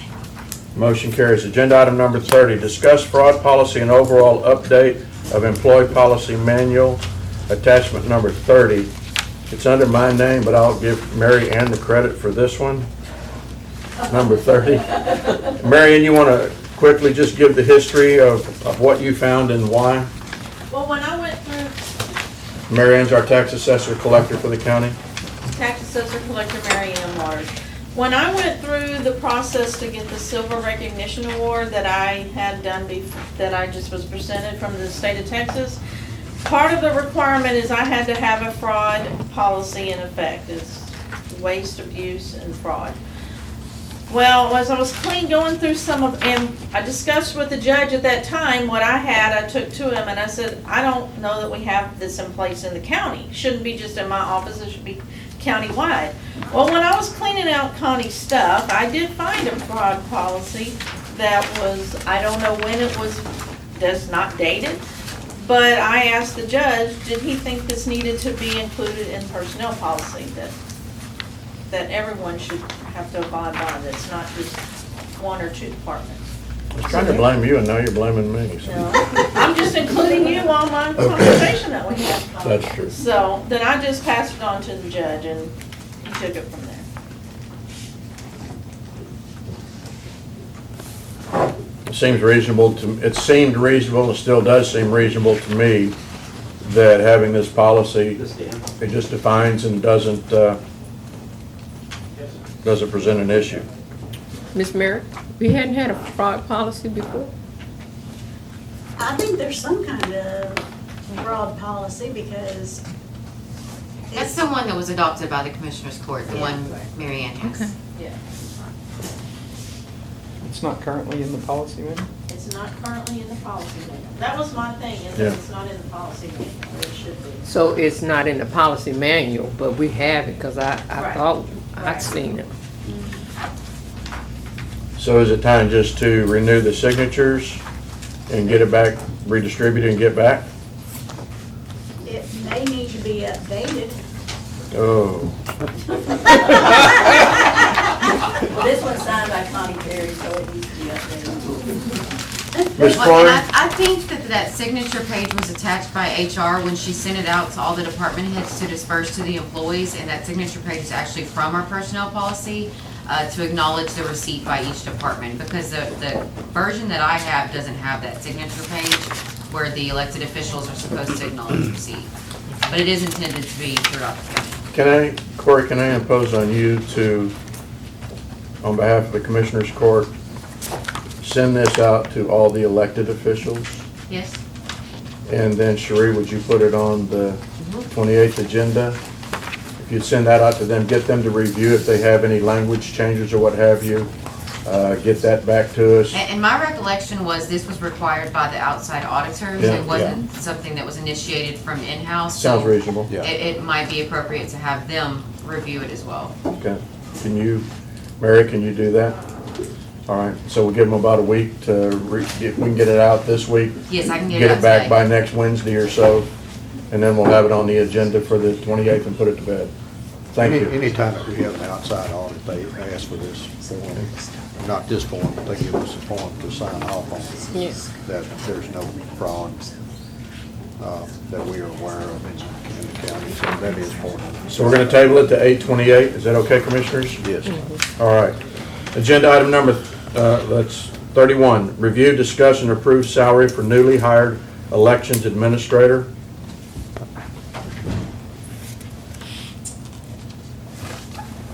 The issue there is we had, during the interview process, and Mary Ann, you were part of those discussions. Lucy, you were part of those discussions.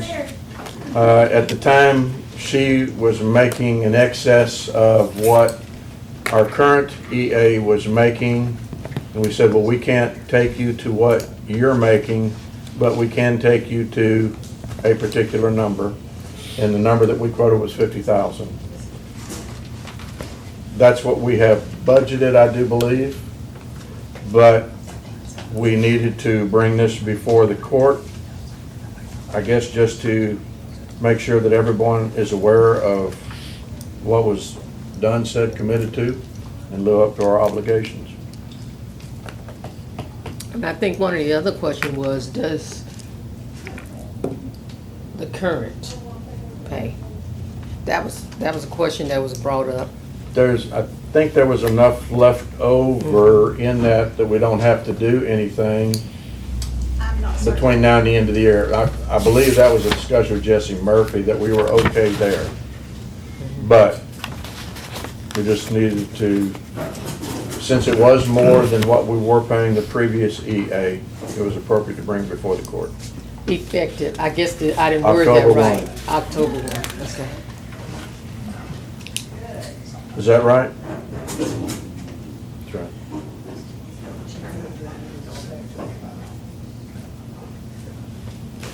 I'll make a motion that we approve the salary for the newly hired elections administrator. The base rate on that is $50,000 per year. Second.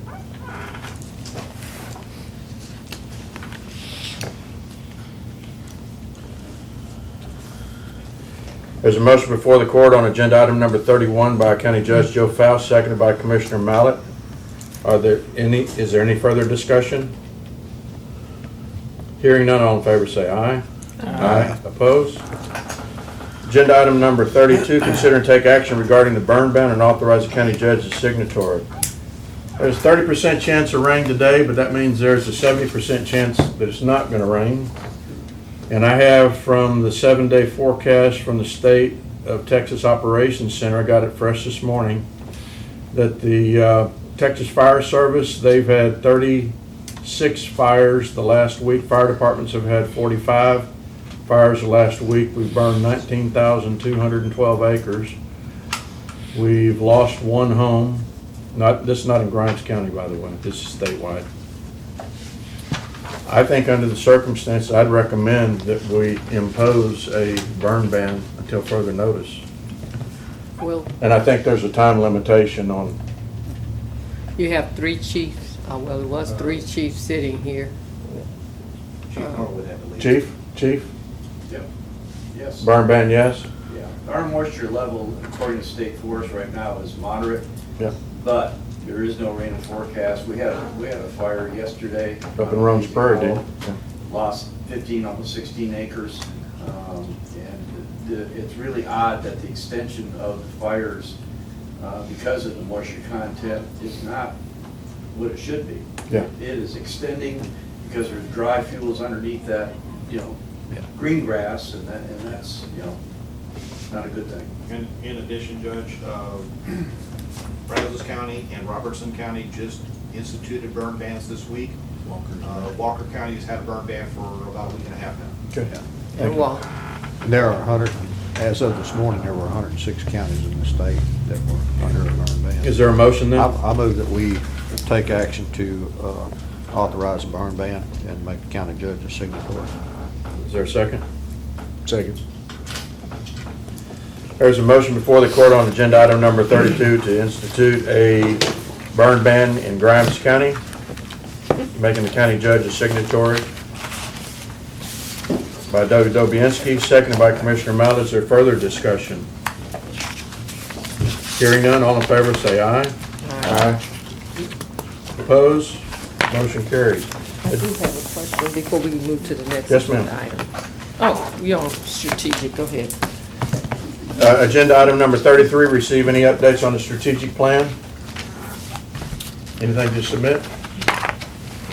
Still out there. Okay. No action? Yes, ma'am. In light of, we have several items that have been tabled, and we meet again on the 28th. Is there any way, as you receive these contracts, that they can be forwarded on to us so that we're not? I can, but oftentimes the first one that I get, Harold will say, oh, replace that one with this one, or somebody else. It could be confusing, because lots of times they're edits. The one that goes in the packet is usually the last version I received from whatever department head or elected official has submitted it to me as an attachment. But if there could be a way to give us a heads up on some of these, I would greatly appreciate it. I would not want to spend my whole weekend reading contracts. Why not? I have a family. Family life, gotta have balance. But if you can, that would be helpful. Yes. Okay. Agenda item number 34, is there a motion to adjourn? I make the motion to adjourn. Is there any discussion? We have a motion on agenda item 34 by Commissioner Walker, seconded by Commissioner Dobianski. No discussion, all in favor say aye. Aye. Opposed? Let the record show, we're done. It's only 12:40.